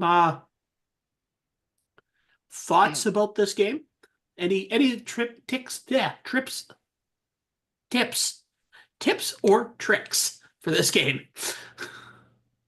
I haven't played it yet. Oh, Mark, you're so lucky.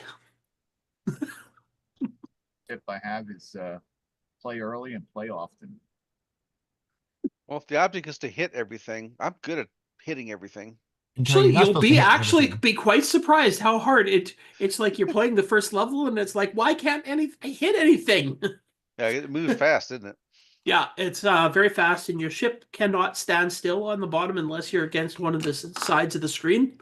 So you're constantly moving when you're in the center. So there's no way to stop your ship in any. So.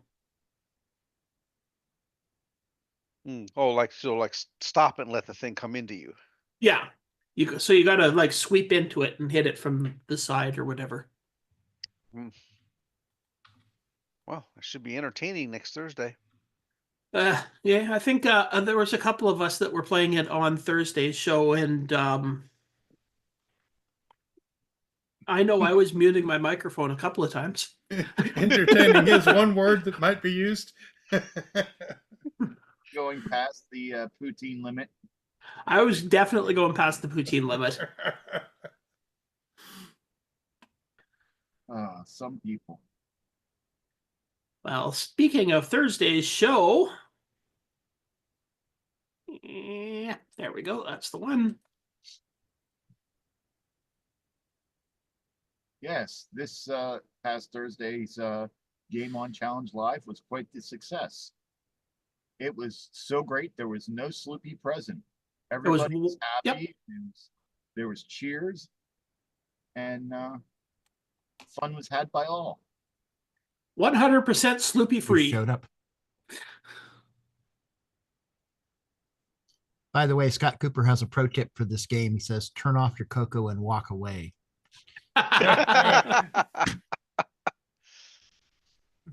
It was that good. This is the type of game that, looking at it, like, I mean, it's really is not a bad game, but it's a game that if you'd spent 5 hours typing this thing in, it would have been very disappointing.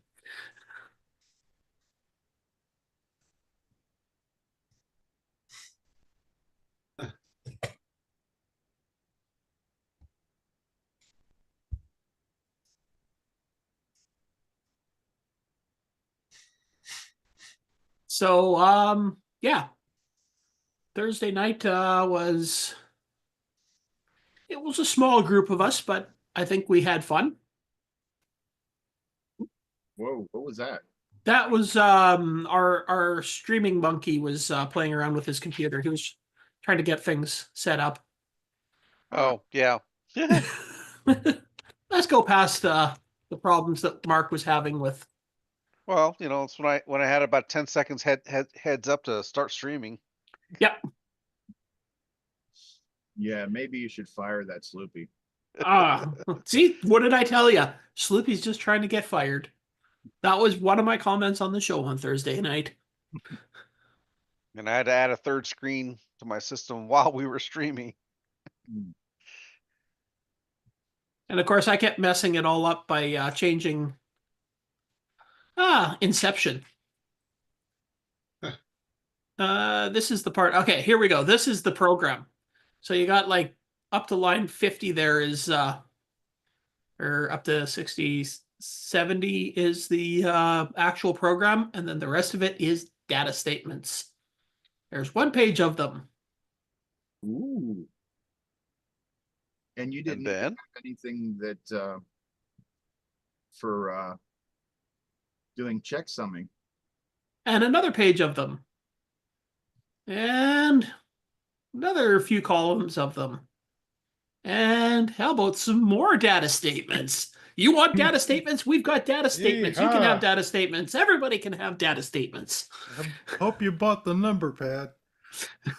In the Atari magazines and in like Compute, they had a checksumming program so that as you were entering the lines. There is one for this too. I don't know how it works. So Curtis was saying that on programs like this, you could use it. Yeah, because it would be they would have eight numbers, well, 9 numbers per line. 8 would be the actual data, and then the last one would actually be a checksum number that the program would check as you were typing in the program, and it would tell you if the line was not right, and you have to re-enter it. And then after you entered one line 4 times to make sure it was right, and it still said that it was wrong, you'd have to wait until the next month in the next magazine for them to say, "Oh, we made a mistake." Yep. Misprint. It wasn't always the next month. Sometimes it was like 2 months you had to wait. Yeah. I think the magazine likes those sort of things because 1, it fills up a lot of pages in the magazine, and 2, it makes them sell the cassette version of the magazine. Well, you don't have to type this. You can then just load it in. Or disc. Or disc. Right. Yeah. And even a game at this level is as good as some of the inexpensive ones that were sold back in the day. So, hey. Oh, absolutely. I mean, you got a freebie for the price of the magazine. For a type-in game, this game is actually pretty spectacular, but it just isn't that much fun, unfortunately. What year was this? 1984. Oh yeah, definitely. That would have been available on disc. Yeah, somebody should disassemble it and try to smooth out some of the rougher points.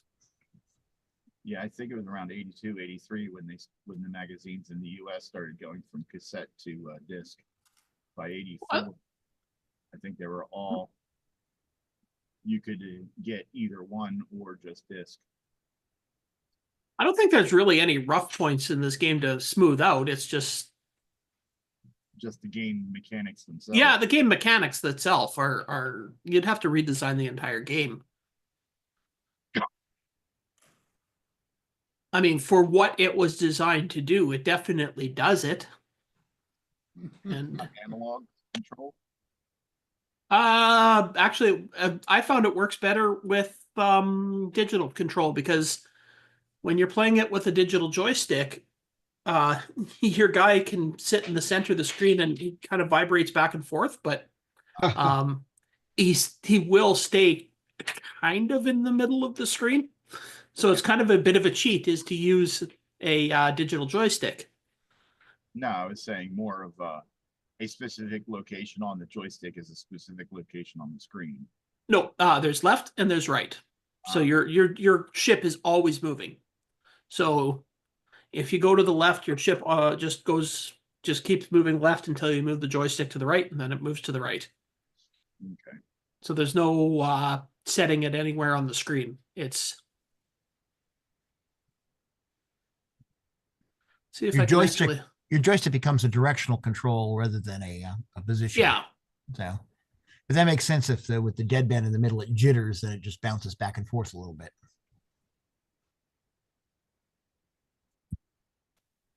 All right.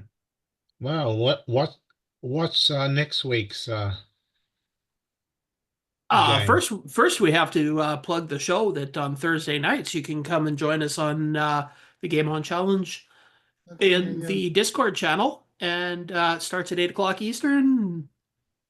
Everybody should show up and just have some fun playing some games. You don't even have to play the games of the week. You can play any old game on the CoCo that you would like.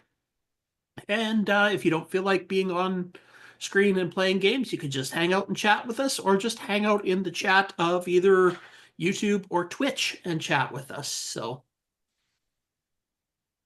Yes, we are cordially inviting you, everyone. Yes. No. We're not cordially inviting. We're telling you you have to be there. That's an order. Because if you're not there, I know where you live, and I will send Sloopy to your house. No, he doesn't send me. He sends one of my kids. Yes, and I am specifically inviting you, Retro Techie, and bring any of your friends you'd like to bring.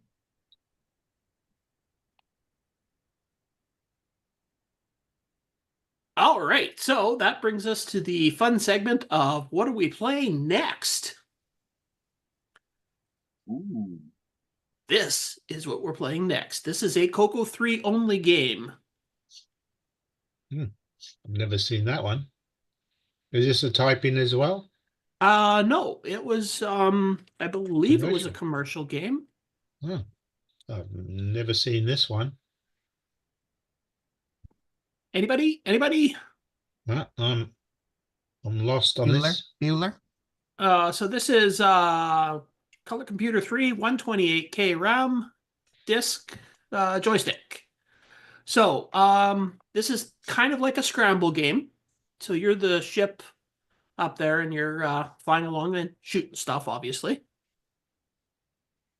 And this particular game is called, where did, oh, wrong button.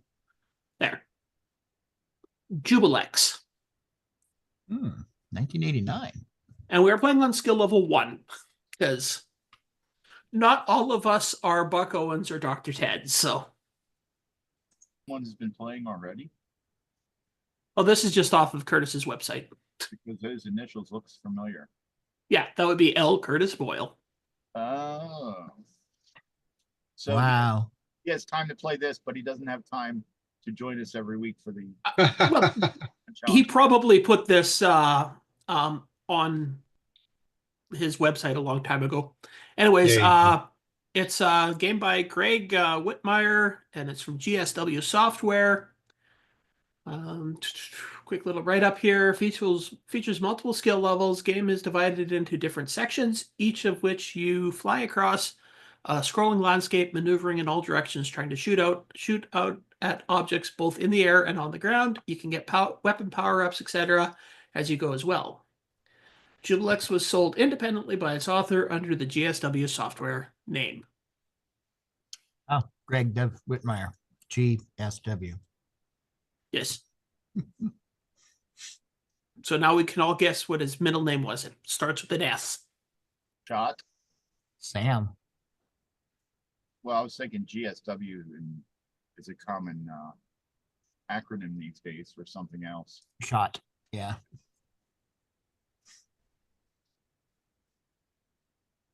Anyway, so that will be our game for the next 2 weeks.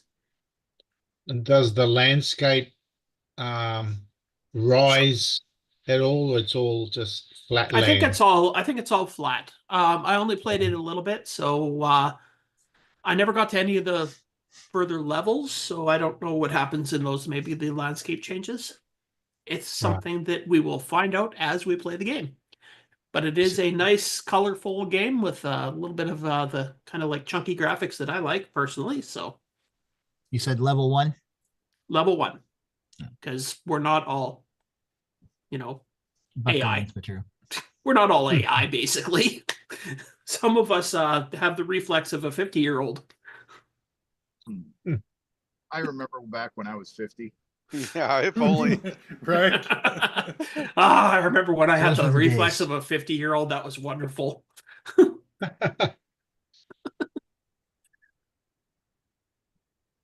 You kids these days.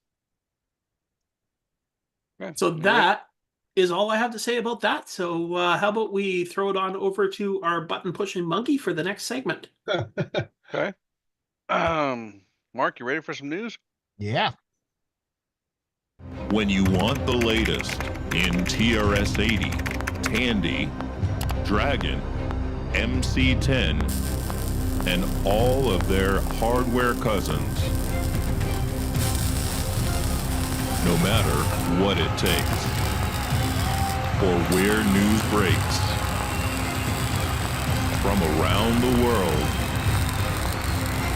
to your nation. The Coco Nation News with L. Curtis Boyle.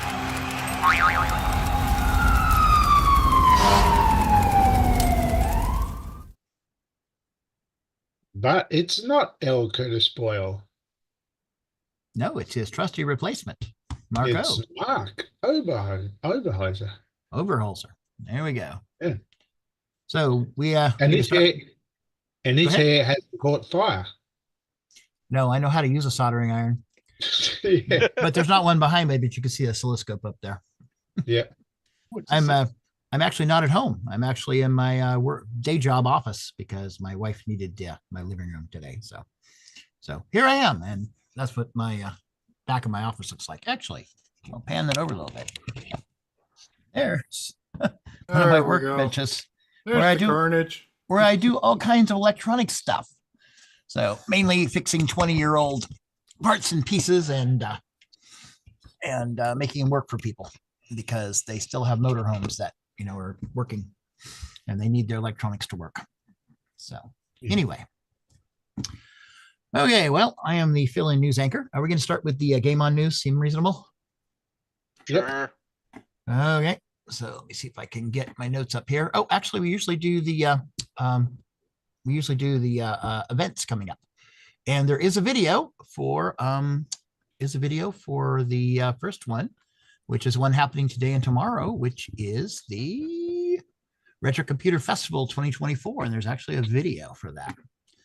So let me see if I can share with audio. Share sound. Nice for video sharing. Let's see what happens. We are going to be on screen number 1. We'll go with that for now. So, okay, how we doing? Still hear me? Yep. Okay. Okay. And let's see. I should get rid of these for the moment. Okay. So first news story, or actually first we're going to cover upcoming events and stuff. So it looks like the first one that's happening today and tomorrow is the Retro Computer Festival 2024, which is today and tomorrow, November 9th and 10th, at the Center for Computing History in Cambridge, England. And this is their website. By the way, all these are in the show notes. The show notes are uploaded to the CoCo Discord under the news stories and whatever it is under the Coco Nation section. So you can download your own copy and use the links. Anyway, basically it looks like they sold out for both days, their pre-booked tickets. So it looks like it's popular. I do have a video that was shot that was submitted to us that we can go look at. So I'll jump over here and hopefully the audio is working. Am I breaking up too much or anything? No, all clear. Okay, good. Got lots of bandwidth here, but my computing power isn't the best. So I also don't have paid YouTube, so there might get some interruptions in there. So we'll just work around that. So this is a Wi-Fi Sheep Tech channel, and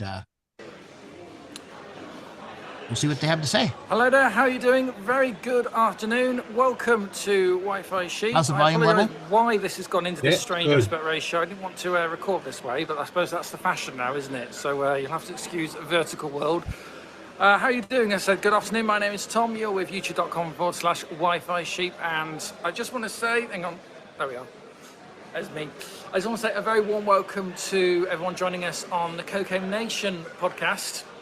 Hopefully you'll be seeing this video a little bit later on. Well, at some point later on during your show this afternoon or this evening, whichever time zone you're in.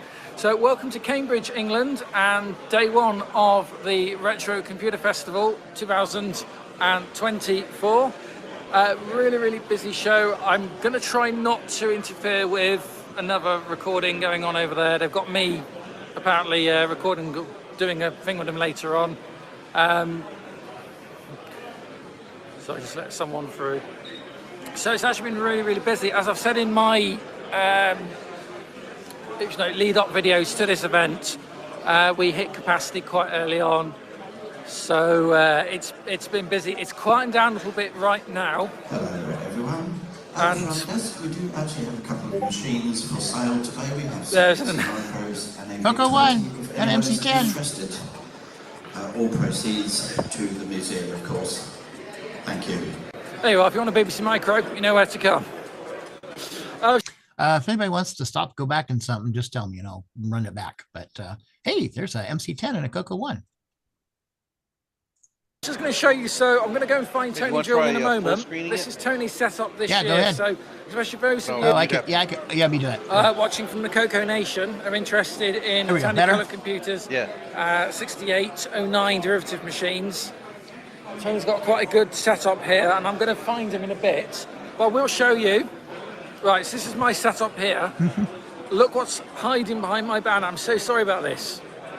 There is a Tandy Color Computer CoCo 2, which is part of the museum's content. They've also got a really nice line of TRS 80 machines, which that's actually part of the museum's content. My stuff here is in front. This is the Going Gooey series that we've been doing on my channel, and as promised, here is, well, it's on a Raspberry 400. Here is Nitrous 09. This is the Coco Pi edition. This is Nitrous 09 running and here live demoing at the show, along with a few other operating systems. So yeah, that's great. Right, I'm going to go and find Tony. I did warn him. Fortunately, I've got this at a really awkward angle now. So, oh no, tell a lie. Here he is. Here he is. We've got about 7 minutes left. Tony Jewel, everyone. Notice here, be dragons. I've disturbed your tea break, haven't I? Tony, just tell us a little bit about your machines this year. What you got going on? So basically, what all this lot, as you'll know, what they all have in common is a 6847 graphics chip. So we have the classic machines you'd expect to have it, the Tandy CoCo, which is probably the first commercial machine to have it, the Dragon 32, obviously based on the same design. We've also got here a Brazilian CoCo clone. So this is the 6809 gang, and then just to show that 6847s aren't just for the regular CoCo, we've got a number of other machines. We have the Tandy MC10. Over here, we've got change the number on the oh yeah, that's the MC10. Hang on. This is a good game for the MC10. I thought you were about to say it's a good game. Which telly is my machine plugged into? So we've got right down the bottom here, we've got the only 6502 based machine that has the 6847 graphics chip, which is the Acom Atom, which you'll notice it's the same font as we're used to on the CoCo and the Dragon. Then we've got these machines here. These are lasers. Yep, made by VTech out of Hong Kong, sold under hundreds of different brand names. Sonora, Texet, Dick Smith, VZ, 220, all that sort of thing. Again, you'll see it's kind of Dragon CoCo style graphics. And then finally, over here, we have the Japanese machines. So we've got the NEC PC6001 and the Sanyo PHC25, quite a collection, which are pretty much the same machine.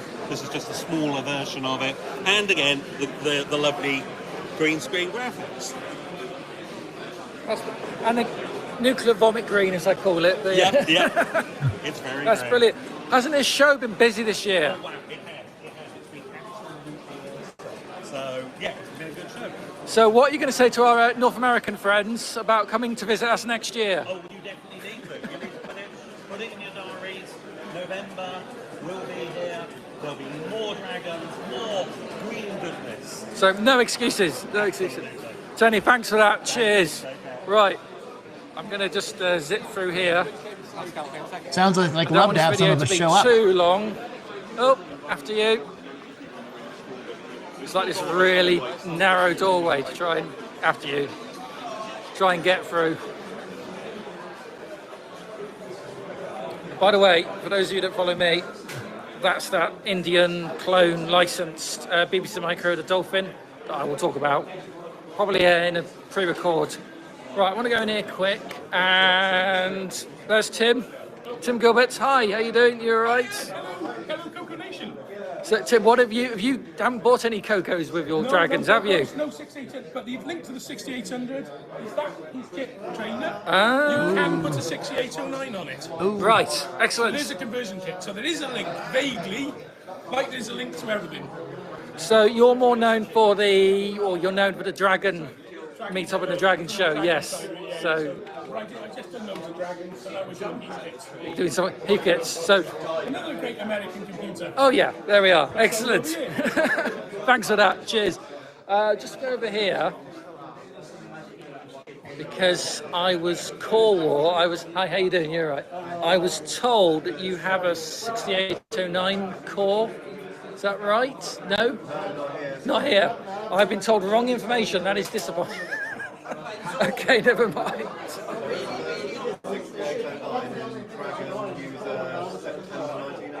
Right. Okay. All right. Not to worry. Okay. So yeah, quite a lot of really interesting stuff. I was talking to Adrian from Binary Dinosaurs, and yeah, it's big wooden boxes of stuff which just look absolutely awesome. And he tell me all about it, and just as we're live streaming, I've completely forgotten, which is fantastic. So this, by the way, is the BBC Micro classroom. It's normally the BBC Micro classroom, and it's been kitted out for one of the two halls here for the show this year. So it's gone a little bit quieter, but I said really, really busy, and I'm going to let people out of the way. Right, going through here. Looks like a cool museum. Cafeteria area, busy. And then we'll just swing round back into the main hall again.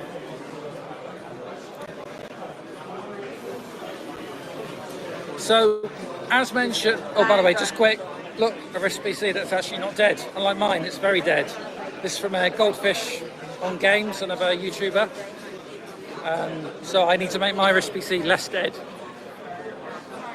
But yeah, I'm going to be focusing, I'll be doing a pre-record video to sort of go for some more details, some of the bits and bobs at the show this year. Really, really fantastic. Absolutely love my position with my banner over there, which works really, really well. So yeah, if you haven't done so already, please do consider liking and subscribing.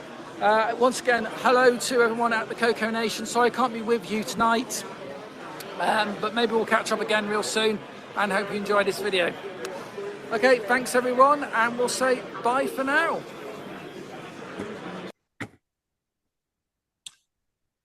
Anyway, there's a live report, almost live report from the Retro Computer Festival 2024 in Cambridge, England. Comments? It's a bit of a long swim for me. Yeah, not quite as long for us, but yeah, sounds like they'd really love us to drop by if any one of us could swing it next year. Oh, I better update my passport. Yep, mine's got a few years left too, so I'd like to do that. I'd like to see England, so trying to talk my wife into going some point and planning it around November so we could drop in and check it out. Anyway, looks like they've pretty crowded and pretty busy, and it looks like pretty popular. So that's all good stuff. Moving on to the next retro event coming up is the Retro SC in Brazil. And boy, how am I supposed to click on my tabs when there's a bar in the way? Okay, anyway, I did use Google Translate in Chrome to switch this over to English because I don't speak Portuguese. But anyway, they have a countdown timer. It's happening next weekend, obviously. And of course, it's going to be focused on Brazilian computers, but they have clones of just about everything, including Coco and Dragon. Anyway, looks like they have a little video here. Probably won't click on it, but interesting. They're going to have a bunch of guests that are going to present, it looks like. So interesting. It looks like Duo Life Channel. It looks like there's a couple of some sorts that's doing videos and some individual players. So kind of like here, there's a culture that's developed of getting into gaming and computers. And so that's cool. Anyway, like I said, this will be next November 16th. And they will have quite a bit of Coco and CP400 stuff. And there is a link to this website. And it's going to be in, what is it? Florianopolis, Santa Catarina, Brazil. I believe it's in kind of southern Brazil. Anyway, moving along. After that is the World of Commodore 2024 on November 30th and December 1st. And here looks like a shot from probably last year's event. So looks like a lot of stuff going on. Again, primarily Commodore stuff, but I guess other stuff does sneak in there occasionally. And this will be in Mississauga, Ontario. So that almost looks like a stack of Tandy 1000s or something back there. yeah, the little fans. I don't know. They could be the Commodore business machines too. Actually, those are too large. They might be the MS-DOS versions because they did have some PCs that look like PCs. I mean, an IBM type PCs. So, okay. And let's see. So this is hard to hit the little tabs. Don't know what else to say. I know we have some Commodore people here. I actually own a couple Commodores, believe it or not. I've actually had a Commodore SX portable since April of 1986 because a lot of my family had Commodores. So I'm very versed with the Commodore and it's got some really nice features. But moving along, doesn't have the 6809. Moving along, the end of January, we have the Virtual Fest 2025. So I have signups available. There is a registration for people who want to present, registration at candyretroshow.com. And I am monitoring that email, although I didn't check it the last couple of days. I have a couple of people that are interested and have them getting scheduled in. More slots available.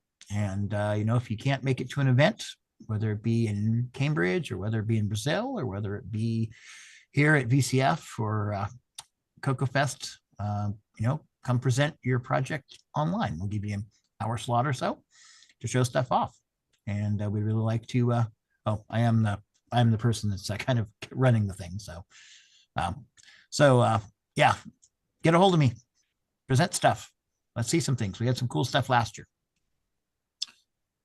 Okay, coming up after that is VCF Southern California, which will be held in Orange, California. Strangely enough, in Orange County, which is really a nice place to be, actually. And they are on the end of February, the 15th to 16th. Oh, the Virtual Fest is 25th of January. Anyway, you can buy tickets. And again, because it's a VCF, they're going to have a little bit of everything.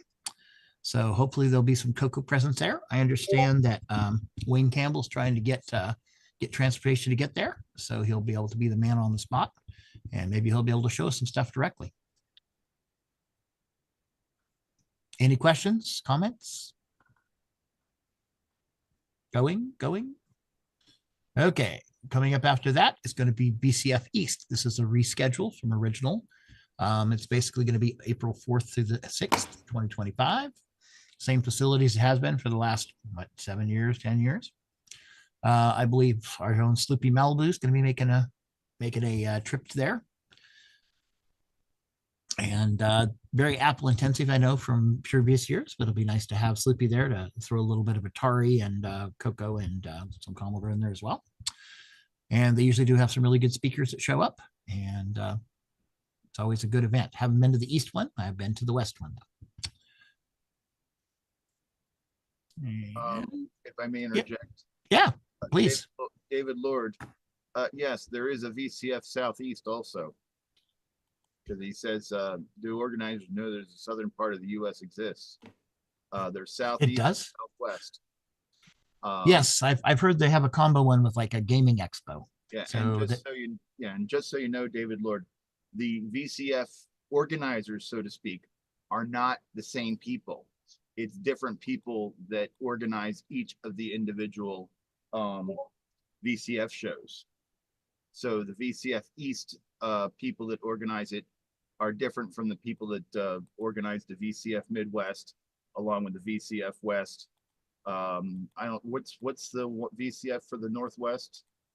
Pacific Northwest. It's not been for a couple of years since COVID, but there's like some core organizers, the East, the West, the Pacific Northwest. And in 2020, there was going to be one in Italy. There were 4 of them that were officially set up through VCF organization. The others are kind of like affiliations, I guess you could say. Yeah. So I don't know about the VCF Southwest. That may be part of the, well, it's on their page here. So Yeah, and that's in Texas. that's in Texas in June. Yeah. Because the Southeast is in, I think it's Atlanta. Or, Yeah, it's Atlanta, outside of Atlanta. So even though I'm pretty close to it, it's one I have not been to. But yeah, whether you're closer to Atlanta or Texas, yes, the southern part of the U.S. does exist. Or you can go with Plan B, and you can organize your own VCF in your area. Or something similar. Yes. So, sorry for interrupting. No problem. That's all relevant.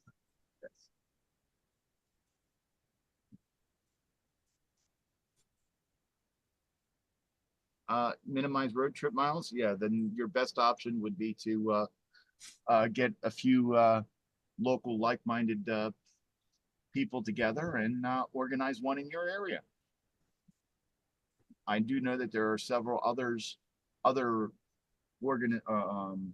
shows that are not specifically VCF affiliated.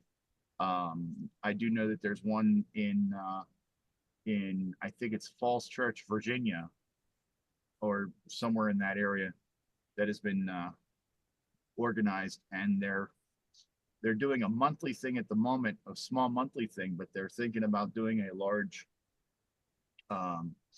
yearly thing in addition. Bigger with tables and stuff. Yeah. It's always cool when people get together, because it's like, even if they aren't the same computers you have, people are used to the same era and the same thinking and the same types of interests and stuff. So it's always fun to hang out with people like that.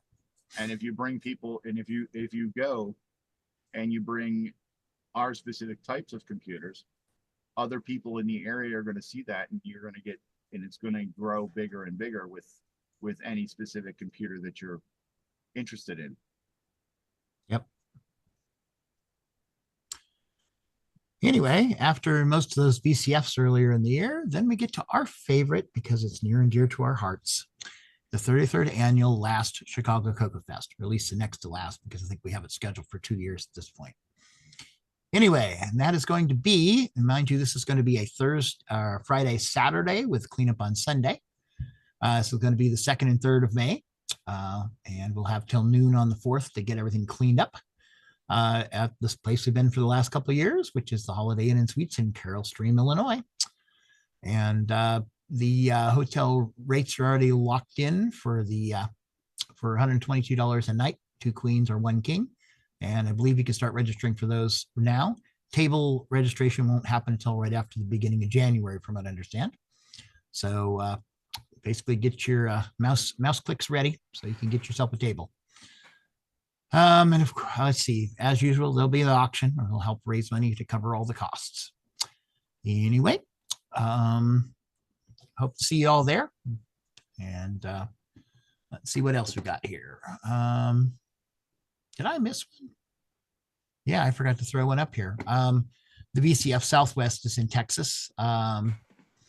And that's June 20th and to the 22nd, 2025. That'll actually be on here. You can probably click the Southwest right there. That's what their page looks like. Anyway, more of the same. We have a lot of people live in the Texas area, including, or live in Texas, including Brendan Donahue and Gary Becker lives there, and I believe actually Mark Siegel is also there too. Yeah, I'm pretty sure he is. And there's a bunch of other people, and of course the home and Tandy. So there's bound to be some people who want to get together with that. And it sounds like it's been good the last year or two they've had it. Curtis Yep. talked about trying to go. I don't know. I know he wants to go, and he wants to go sooner. And he said, I think he said he's going to try and go this year. Okay. Because he'd like to meet a lot of the people, because that has Yeah. Tandy. Yep. Heavy Tandy emphasis. Especially former Tandy employees. And Right, old Tandy guys, which Yep. got to do that while you can, right? Yep. Right. Well, any of them, but yeah, because Texas. They're older than us. They're older than me. I mean, being geez. Dallas was where Tandy was. That's where you're going to find the concentration of Tandy people. Just like in VCF West, you're going to find a concentration of Apple and Commodore people. Yeah. Well, in VCF East, you're going to find the Commodore people. That's true. The Commodore. There's a little bit there, but yeah, mainly East. Yeah. So. Okay, and then the last thing we have on the list so far is the Portland Retro Gaming Expo, which is going to be in September of this coming year. Oops, they got 2024 on there. It's going to be September, but it's going to be 2025. So anyway, actually, it says October 17th, 19th. So their banner's wrong. Yeah, it was September of this year. Right. Next year, it's going to be October. Right. So that is the correct date for the gaming expo that just passed. Yep. So anyway, they haven't got their pages update. Oh, I see. Down here they have the big one up at the top. Their banner's still old. Okay. Well, anyway. Oh, and they got a countdown timer. It's only 341 days and 23 hours. So, okay. Well, anyway, that is all I have in here. I'll see about getting the VCF Southeast thrown on here just so we have the date to remind people, because if we do this every week, you're more likely to remember and possibly go if it's close to you. So it's the least we can do since we waste, 3 to 4 hours a week of your time. Anyway, let's see, Mark B. Let's roll on, I guess, to the gaming news. So that'd be the Game On news. Looks like we have 9 stories today. So let me get rid of that window and find my web browser window with, let's see, which one is this one? Could be. No, it should be the CoCo show. Yeah, this is it. Okay, cool. It is this one. Okay, so our opening story for Game On News is the CoCo show with Aaron running solo. He reviews Sinistar from Sundog Systems, written by Dave Dyes. Remember, Sundog Systems is Glenn Dahlgren, who's now an author. And we've had him on a few times to promo his books. And a few of us has bought his books. I have all of them so far. And you should too. They're actually pretty good. They're aimed at youth, but they're actually pretty interesting. Anyway, basically, I don't know where in the video this is going to kick in. So let's find the thing relevant here. Let me see. I guess that's in a star.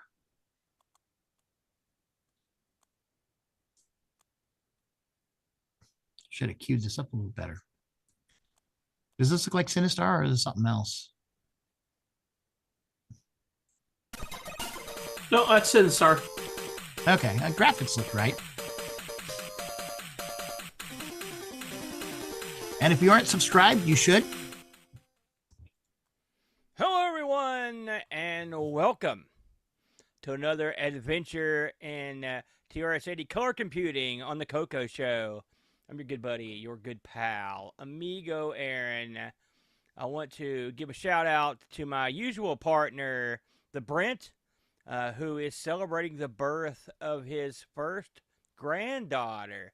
So congratulations to his son and his wife for having a lovely, beautiful daughter. Hopefully we'll get the Brent back here in the next go-around on the CoCo show. He's taking some needed time off to take care of his family, so congratulations to them.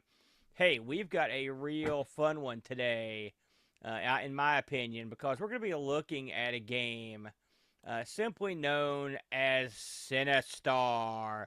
Sinistar, now that's with 2A, folks, but you and I know who he really takes after. A game based on the beloved arcade classic. And I've been itching to get around to this one because, believe it or not, this is one I had not played until this week. And I am a fan of the arcade machine for sure. And before we get into the titular title of Sinistar with 2 A's, let's talk about Sinistar with just 1 A. And once I figured out the backstory behind this, it all made sense. I just jumped ahead here. Let's get into it. So, Sinistar with 2 A's released for the Color Computer 3 and required 512K RAM. This was released in 1989 on 3 discs. This did require 512 CoCo 3. It did support a 2-button deluxe joystick and was priced at release at $34 and not. Okay. We want you to watch their video so they get the counts. But anyway, just so you're aware, there's a playthrough of this. Video looks like it's about 36 minutes long. So 38 minutes long. So plenty of stuff and looks like some backstory. Anyway, any comments? Amigos Retro Gaming. That's a drop dead handsome man. Yeah, I think you're biased. Okay. Anyway, go subscribe. I am. Go watch their channel.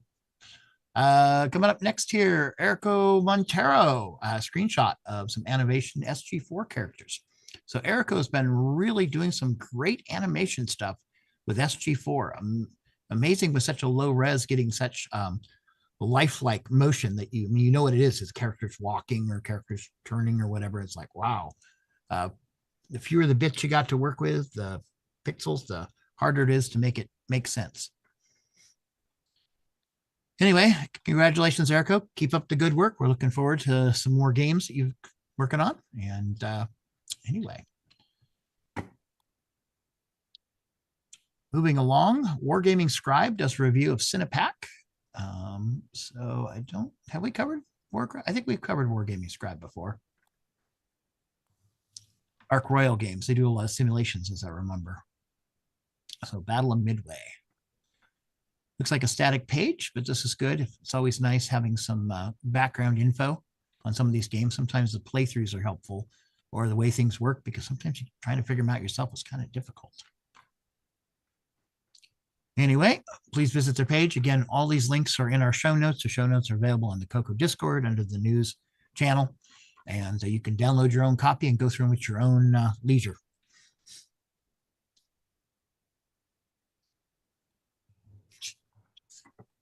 Thank you, Erica. Again, I'm your temporary news anchor. I'm just filling in for L. Curtis Boyle while he's out. Okay, next thing. Steve Rasmussen, alias Buck Owens, has something. And go away, you menu. It's not helpful. Is this the one? Looks that's like the editor. Yeah. Yeah. So it looks like some sort of semigraphics editor. Well, I think it's to edit the levels in Hero. Oh, in Hero. Ah. Yeah. So I haven't seen it. Okay. This is what we were talking about before. Yeah. Oh, I thought you did the editor. So I was looking for your name up front. No. This is something that so I haven't looked at it in detail, so I don't know much about it. But yeah. Looks like there's an hour video. We can hit a little bit of it here. Yeah, that's why I haven't looked at it yet. Didn't have an hour to watch it yet. So as far as I know, it allows you to add or edit in your own level layouts in Hero, or rather, that's what he's working on. I don't know if it's finished yet, but yeah, I haven't watched the video to know all the details. But yeah, you might want to play a little bit of it and see if we can make out what it is. You can see the video down there on the right hand side, or the inset video. He's got am I still on? Yeah. Oh, yeah. Anyway, play the video. That might tell us more, or part of it.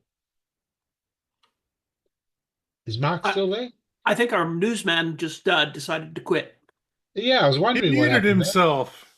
That's the second time Zoom has done this today for me. It is just decided yeah, it's Zoom. We know. Yeah, it's Zoom. Okay. Yeah, Yeah, I don't usually use Zoom on Windows, so. No, I think it's a Curtis ploy. Okay. Let me reshare here. Yeah, I was going to ask you, Nick, what do you know about this? Is it not a whole lot? much yet, because I haven't had a chance to watch the video.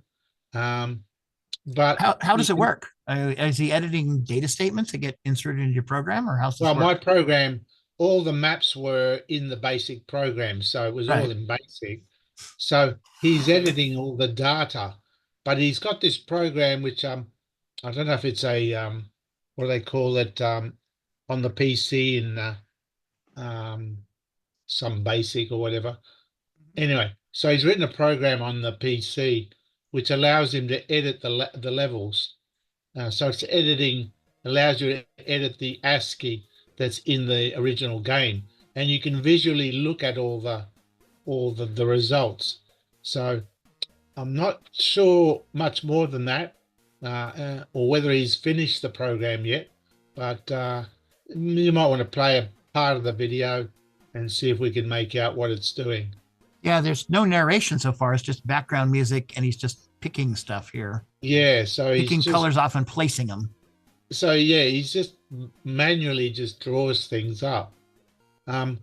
Whether it follows the rules, I mean, like I've got 3 different animals that appear in the game, and I did see him putting like a whole pile of spiders, but the program only really supports one spider at a time, and one bat, and one snake. So as it is now, it looks like you can just free draw things all over the place, but they may not necessarily work correctly because it's not taking into account some of those other rules, I call it, in the game. But yeah, so I don't know if he's if it's a finished project yet. So this is kind of like the Alcaron game that we were talking about last week, where you have 2 things. You have the map, and then you have the rules that activate the map. He can edit the map, but he has no way to change the rules that he doesn't know in place. And he has to know what they are. Yeah, he doesn't know the conditions. Like I said, you can only have one active bat flying around on the screen. But yeah, the program obviously just allows you to free So draw. it's like a George Lucas film. You can type it, but you can't say it. Yeah. Well, that's what, as far as I know. So I don't know until I see the whole video. I mean, interesting. Buck Owens is a bit of a incredible programmer and game player and analyzer.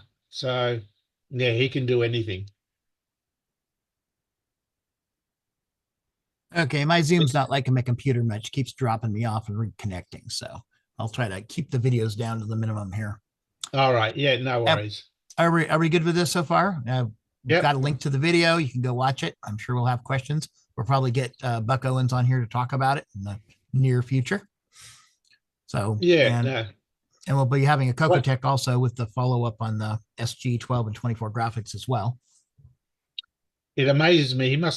He must like the game Hero so much to have to spend so much time doing an editor for it. I mean, but then again, Buck Owens is very, like, when he gets into something, he gets right into that.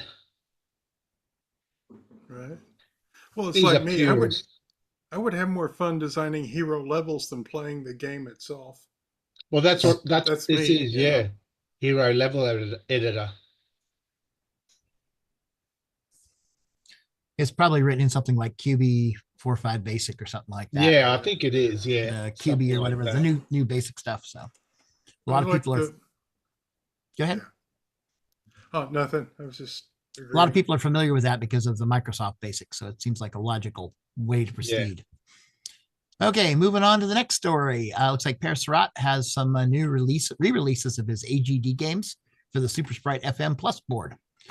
So let me grab that page here. There we go. This is on the World of Dragon archive, and recommend you sign up and get logged in. I couldn't log in today, but I do have a login here. But so this looks like he's got a bunch of games here. What do we got here? These are re-releases because he did them originally, but he's now enhanced them to use the Super Sprite FM Plus board, which has got some really nice audio and graphics. And these are available for both the Dragon and the CoCo 1 and 2s. So it looks like we have, what is this? It says CoCo V9958, new palette 01, palette 01. Not sure which game it is. Oh, Aeon. Yeah. That's pretty impressive. You're thinking of a Dragon or a CoCo 1 or 2 having something looks like this.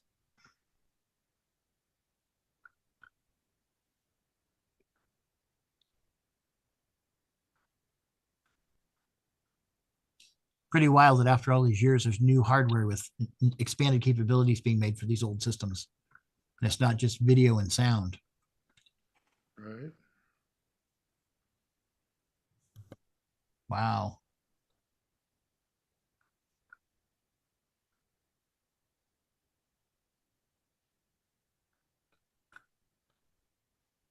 Well, very cool. Yeah, it looks like Astronaut Labyrinth and Astronaut Labyrinth with music, and then Aeon part 1, 2, 3, and 4. Okay. Oh, I wish you could figure out how to make that thing go away more often. Go away, go away, go away, go away. Oh yeah, it's covering up your. Yeah, it's pops in and I can't click on the top of my web browser. So No. Usually that fades away. It does, but it takes a while. What's under the more? Maybe you can. Yeah. Yeah, Curtis generally closes his tabs when he's done reporting on it. Does he?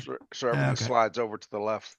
That makes sense. So I guess I can do a lot here. So pink, pink, pink, pink, pink. Okay, this is Expertech, which looks like is probably also Brazilian, would be my guess. Gameplay video, semigraphics 24 called Protectors 2 from Tom Mix Software. And he plays on a CoCo 2 with an amber screen. So we've showed Expertech a few times.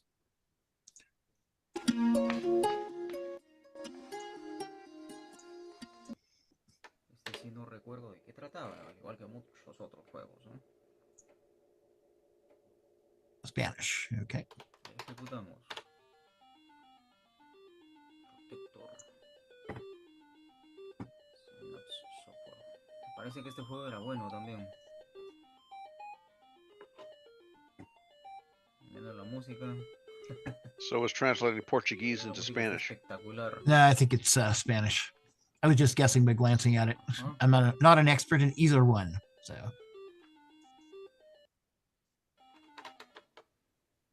Let's go ahead, see, there we go, there's some gameplay. Anyway, we probably have this game available we can download, but it's always cool seeing other people find these and pull them out and play them. Missiles. That translates well. Anyway, glad to see again people pulling these things out and showing them off. Okay, up next is Vitashar, a video with the CoCo 2 and Zaxxon. Oh, interesting. This looks to be a filmed on a cell phone. Oh, look at the nice matching cassette player.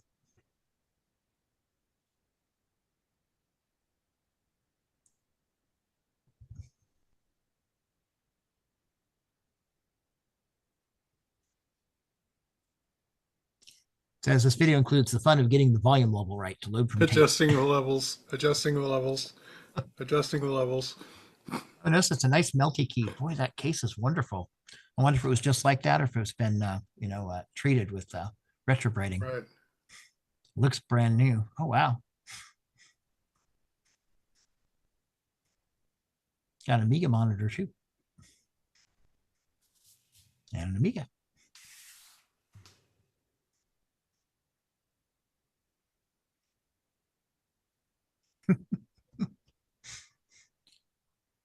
Good fun stuff. Okay. Our guest from last week, Pedro Pena, otherwise known as Rocky Hill, did a follow-up video on his Coco ATX, playing some games on it. So it's only a minute and a half, so let's crank this up and watch what Pedro had to say. Okay, I'm going to play with my Coco a little bit. Let's do a keyboard power on. Coco SDC light is coming on. All right, I don't know why the Explorer didn't start, but let's start it. All right, let's play some Rally SG. Ah, we know who did that. Right, exciting. Oh, yeah. What do I do? How do I start it? Crikey, I don't remember how to play this. Let's. He's got the language down pat too.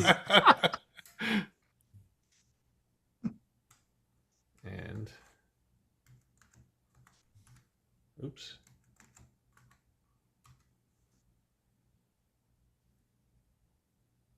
Let's find something else. Ah, Frogger never fails. Yay, Frogger. Right. Arrow keys? There we go. All right, Frogger. This isn't my best hand, but we'll give it a go. Oops. Oh well. That's enough for tonight. Goodbye. That is pretty impressive. This keyboard's a little touchy, but that's pretty impressive writing, making a black plane system with all those cards. Yeah, I like it. Okay, and the last game on news we have is AJ returns to Dungeons of Daggoth for part 8. So this is sibling rivalry, it sounds like. My drunk siblings. There we go. So let's see how well AJ's doing now. I understand she made it past level 4.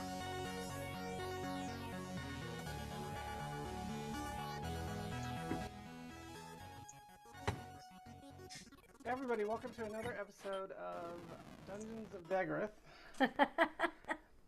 The show where me and my sister drink and play Dungeons of Daggoth.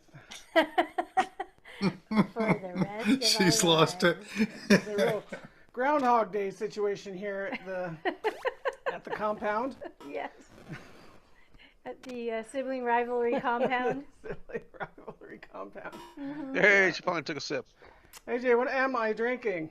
You are drinking a peach martini. Ooh, sounds good. For those who want to know, it is I saw you. Peach puree. I'm telling the ingredients. Shush. All right. Yeah, peach puree, which I use Kerr's peach nectar in the can. It's really good. Peach vodka, triple sec, and a little bit of lemon juice. And I got to tell you, I don't know if anyone else is experiencing this, but the lemons lately are awful. They're hard, they're not ripe, and there's not very much juice in them. That's what my girlfriend says. I was the last level. Okay, let's get to the game. There we go. Use that. Use left. Well, we see we have a completely cleared out dungeon. Isn't that amazing? It is. Do you guys, you know what, looking back at that moment, I had cleared it out minutes before I realized that I had cleared it out. So it was like a delayed reaction of joy when I finally figured it out. It was awesome. So we're gonna go to any one of those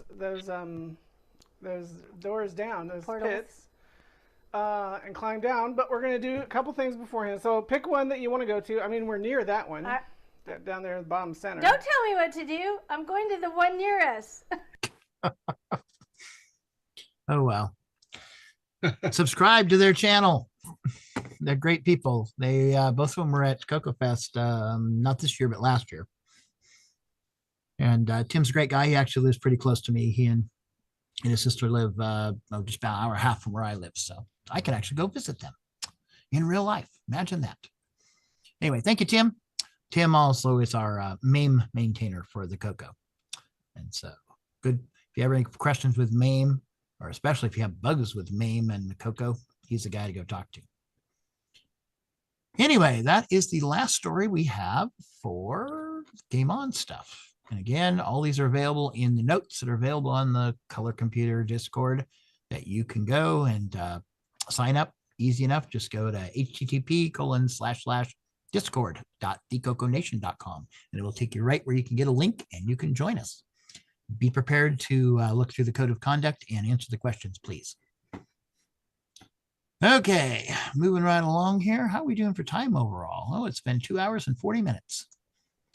Let me find the other news browser here. There we go. Okay. So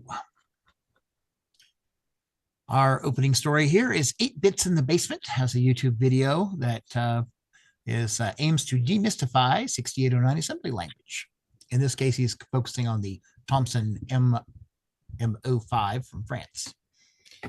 Anyway, hey, it's a 6809, so we gotta love it.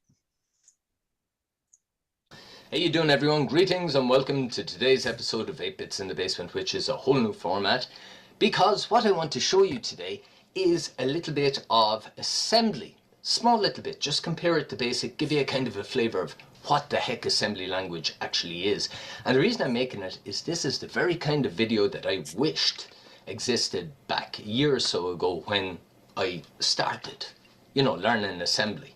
But yeah, just to give you a flavor for it. This is in no way for anybody who knows about assembly at all. This is really for somebody who kind of fools around in BASIC mostly and is a bit interested by assembly.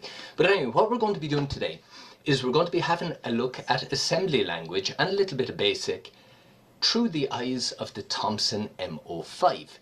So what I'm going to be using is the DC Moto emulator, which emulates the entire suite of Thomson MO and TO computers that were available here in France back in the 80s. And this emulator has been written by a guy called Daniel Collin.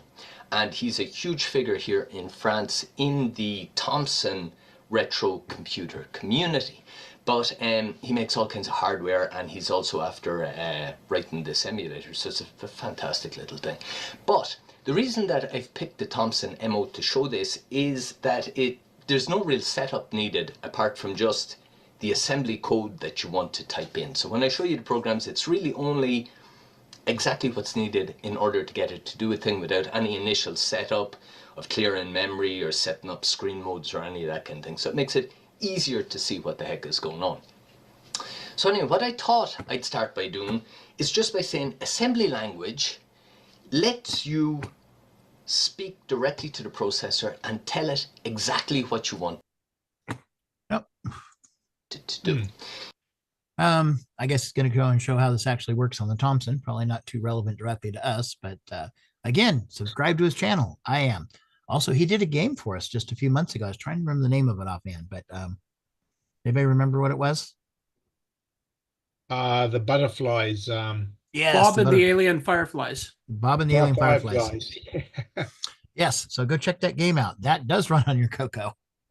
So, and this is essentially a good intro to assembly language because one, he's a beginner. You know, well, he's created a game now, but he's essentially a learner as well. Yeah. So you're listening to him as another one, someone similar to someone else just getting into it as well. Like he talks at your level. He's not a professional that'll just confuse you. He's learning as he goes and he's sharing it with you. Yeah, so that's what makes this good. Anyway, I like his French too. With the Irish accent. With the we love you. Anyway, okay. Second story up is Coco Town has another video out. He is just a video making guru. Anyway, looks like more stuff on the MAME debugger. So again, you've got to play the start of his video. They're always funny at the start. They're always funny. Yep, we'll do that here. So Coco Town, we've had him on one time. He is great, very interesting to listen to, very detailed and very clear. I like watching his videos a whole lot. Let's see what the opening. sorry, another one that's good for learning about machine code. Yes. He's more advanced than the other one, but yeah, no, he goes into good detail, but he clearly explained. He also documents all of his failures and shows you in glorious detail. Yes, that's right. So you can learn from the best. He can talk you out of it. Oh, come on! Everything was fixed. What is all of this stuff here? Oh, no. Why? My beautiful, precious code. Hello and welcome. I use MAME all the time to emulate the TRS-80 color computer. And one of the features I like most about MAME is its debugger, which I use all the time as I'm writing a game for the TRS-80 color computer, and the debugger really comes in handy when I'm trying to debug bugs in my game. But there have been a couple bugs in the MAME debugger that have been vexing me for quite a while. And so at some point I decided, you know what? Maybe we can fix these bugs and make our lives easier as we're trying to fix the bugs in the CoCo game that we're making. I usually speak to myself in the first person plural. So today what I'm going to do is... Okay, like I said, his videos are always worth watching. Again, subscribed. This is how you show your support for these people, and even for us too, is subscribe so we know who you're out there and that you're paying attention to us. Any comments from the gallery?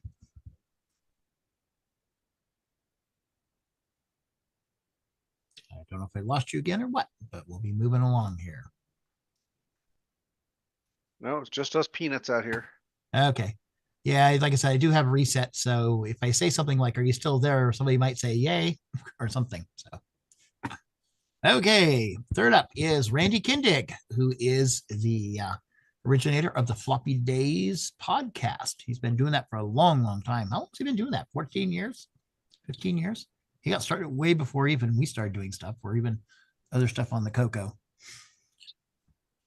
But let's see here. This is his audio interview with Steve Leniger and Don French, creators of the TRS-80 Model 1.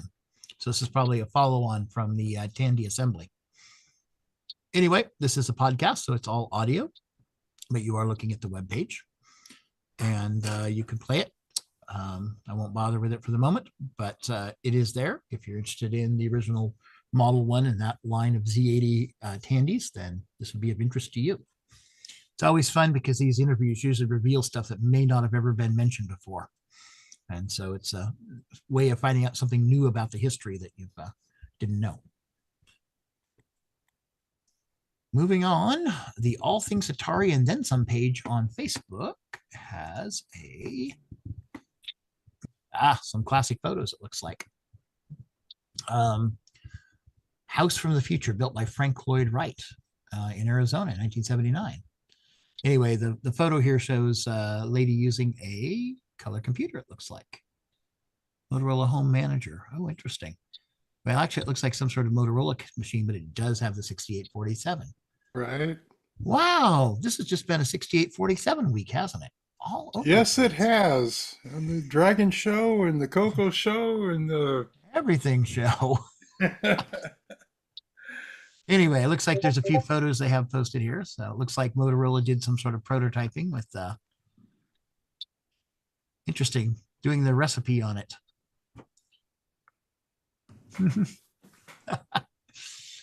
So anyway, always good fun stuff out there. Okay, anyway, we do have the links again in the show notes that are available on the Color Computer Discord. Please join us. Hang out. You don't have to say anything, but you can lurk. We don't mind.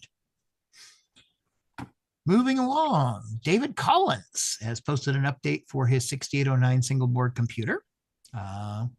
Is this the right one? Nope. There should have been a Facebook one here somewhere. Must be this one here. There we go. Okay, someone just got out of order. Okay, so here's David Collins' single board computer that he's working on. So it looks like he's using 63 C09. Oh, somebody was using the 63 C09M. So it looks like he's basing his stuff on that. So this was his Facebook post with his stuff.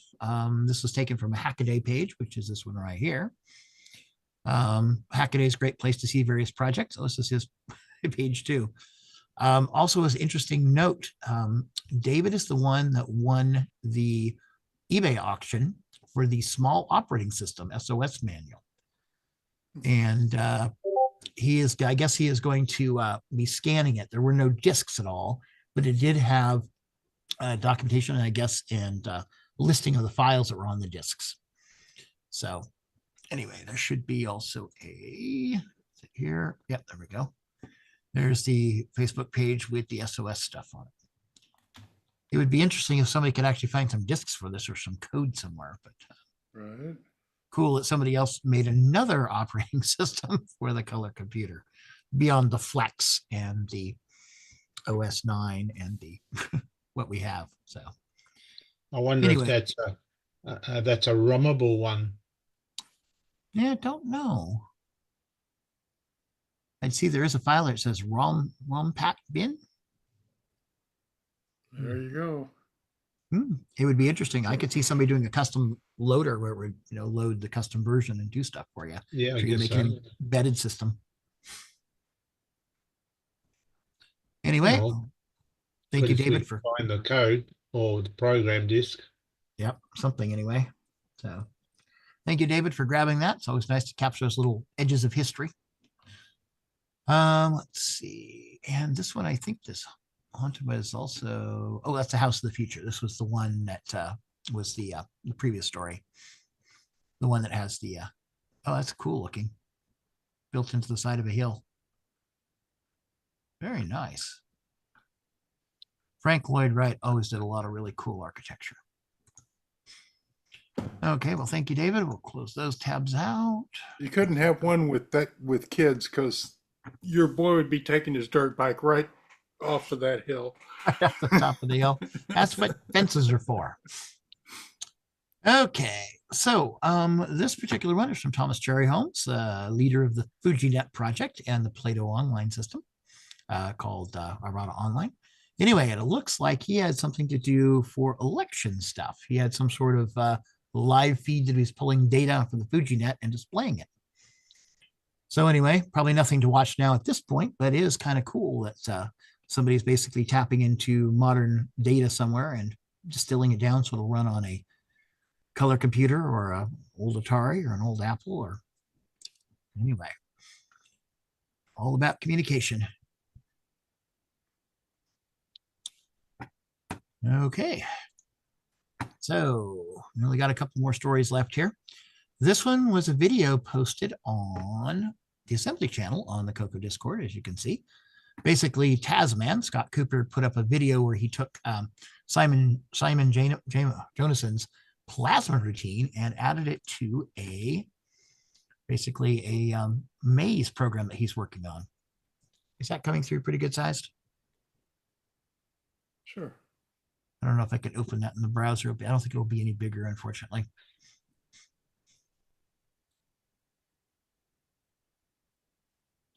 I understand he's learning assembly, so this is kind of his way of making it interesting.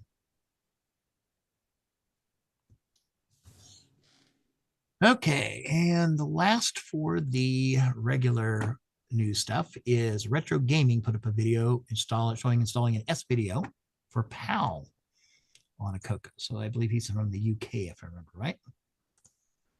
Welcome to my basement. In this episode, we will have a look at the Retro Channel's S video mod for my PAL TRS-80. Even though my motherboard is completely different from his, it should be a simple mod, or so he says. So let's check it out. I see I've not subscribed to this gentleman's channel. I probably should. We need the transistor. Let's see. And his accent is definitely not UK. And we need a 220 microfarad capacitor.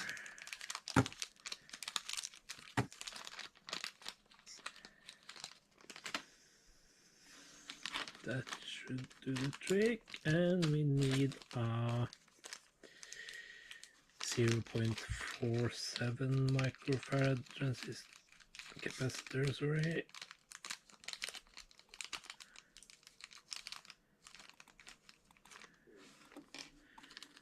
And in addition to that, we need a resistor, but the value is not denoted here.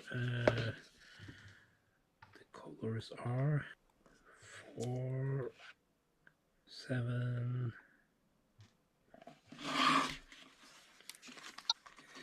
So it's probably 470. He's serious with that many resistors. I've got it in here somewhere. I know I've got it in here somewhere. Hey, every one of them's labeled just like I label mine. You can't resist resistors. Ah, look at that Coco 1. Oh, he broke the seal.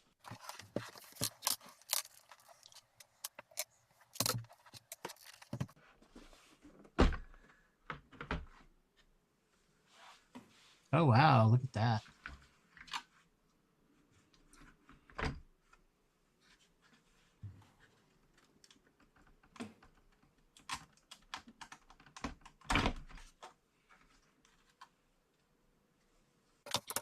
But he's got 220 volt mains too, so you get a real jolt.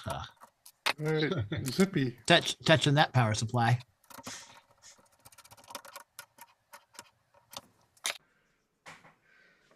So yeah, it's straightforward to remove the RF shielding, but on the other hand, it's a pain because this back when shields were shields. Yeah, that's a weapon. They are really well fast. Decapitate your kid with in that thing. comparison of removing the RF shield on a Commodore machine, this is a real pain, and I don't really understand why they haven't done it like this either, because it would have been a pain to. Guess we should skip ahead here a bit. Back in the day as well. Soldering iron. Good thing Curtis is not here. He'd be cringing. Right. As I remember this mod, you have to put fly wires to various spots on the board.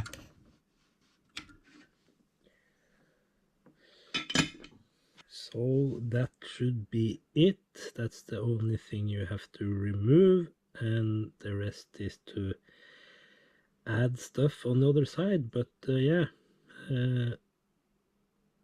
this is where we are going to get the chroma signal now.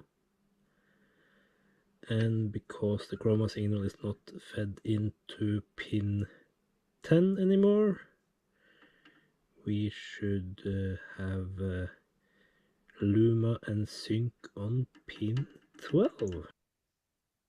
The transistor takes in 5 volts. The base should be hooked up to the Luma and Sync signal, and the emitter is where we get our Luma and Sync signal out, and that will also be passed through a capacitor and resistor that we will attach later.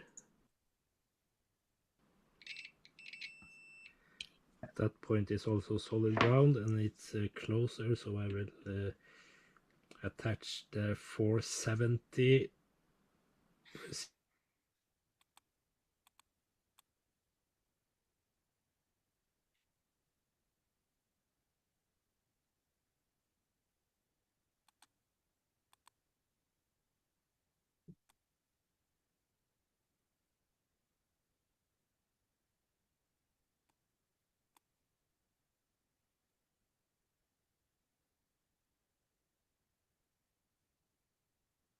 Who died?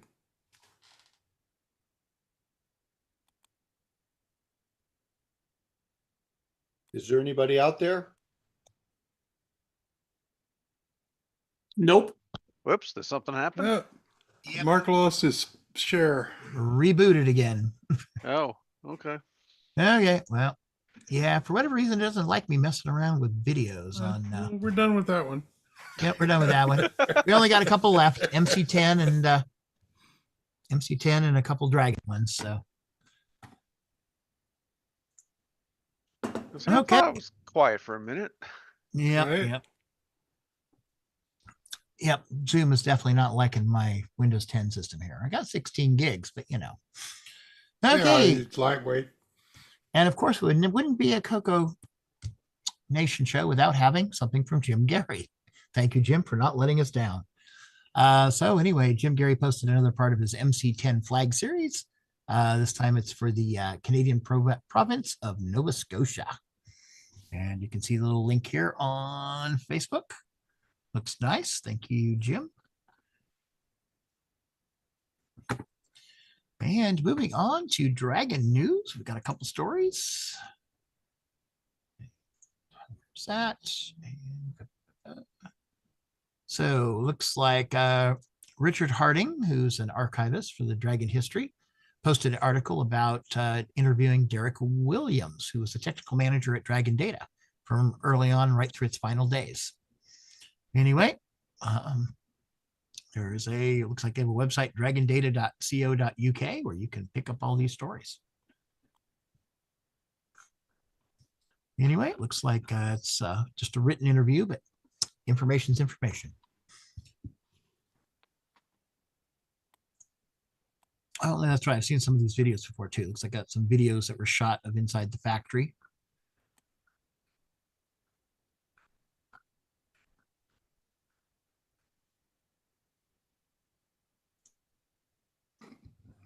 And Jim Gary again announced on the World of Dragon forums he has an updated zip file of all his cassette file versions of the games he may ported to the Dragon. New zip includes Dragon ports of Nick Parenti's Stellar Odyssey, which Nick originally wrote in 1982 for the TRS-80 Model 1 and 3. Anyway, here is the webpage for that at the World of Dragon Archive.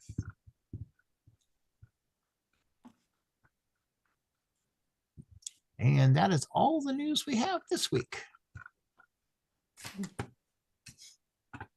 So I'll close that, and I guess I'll stop sharing because there's nothing else for me to show.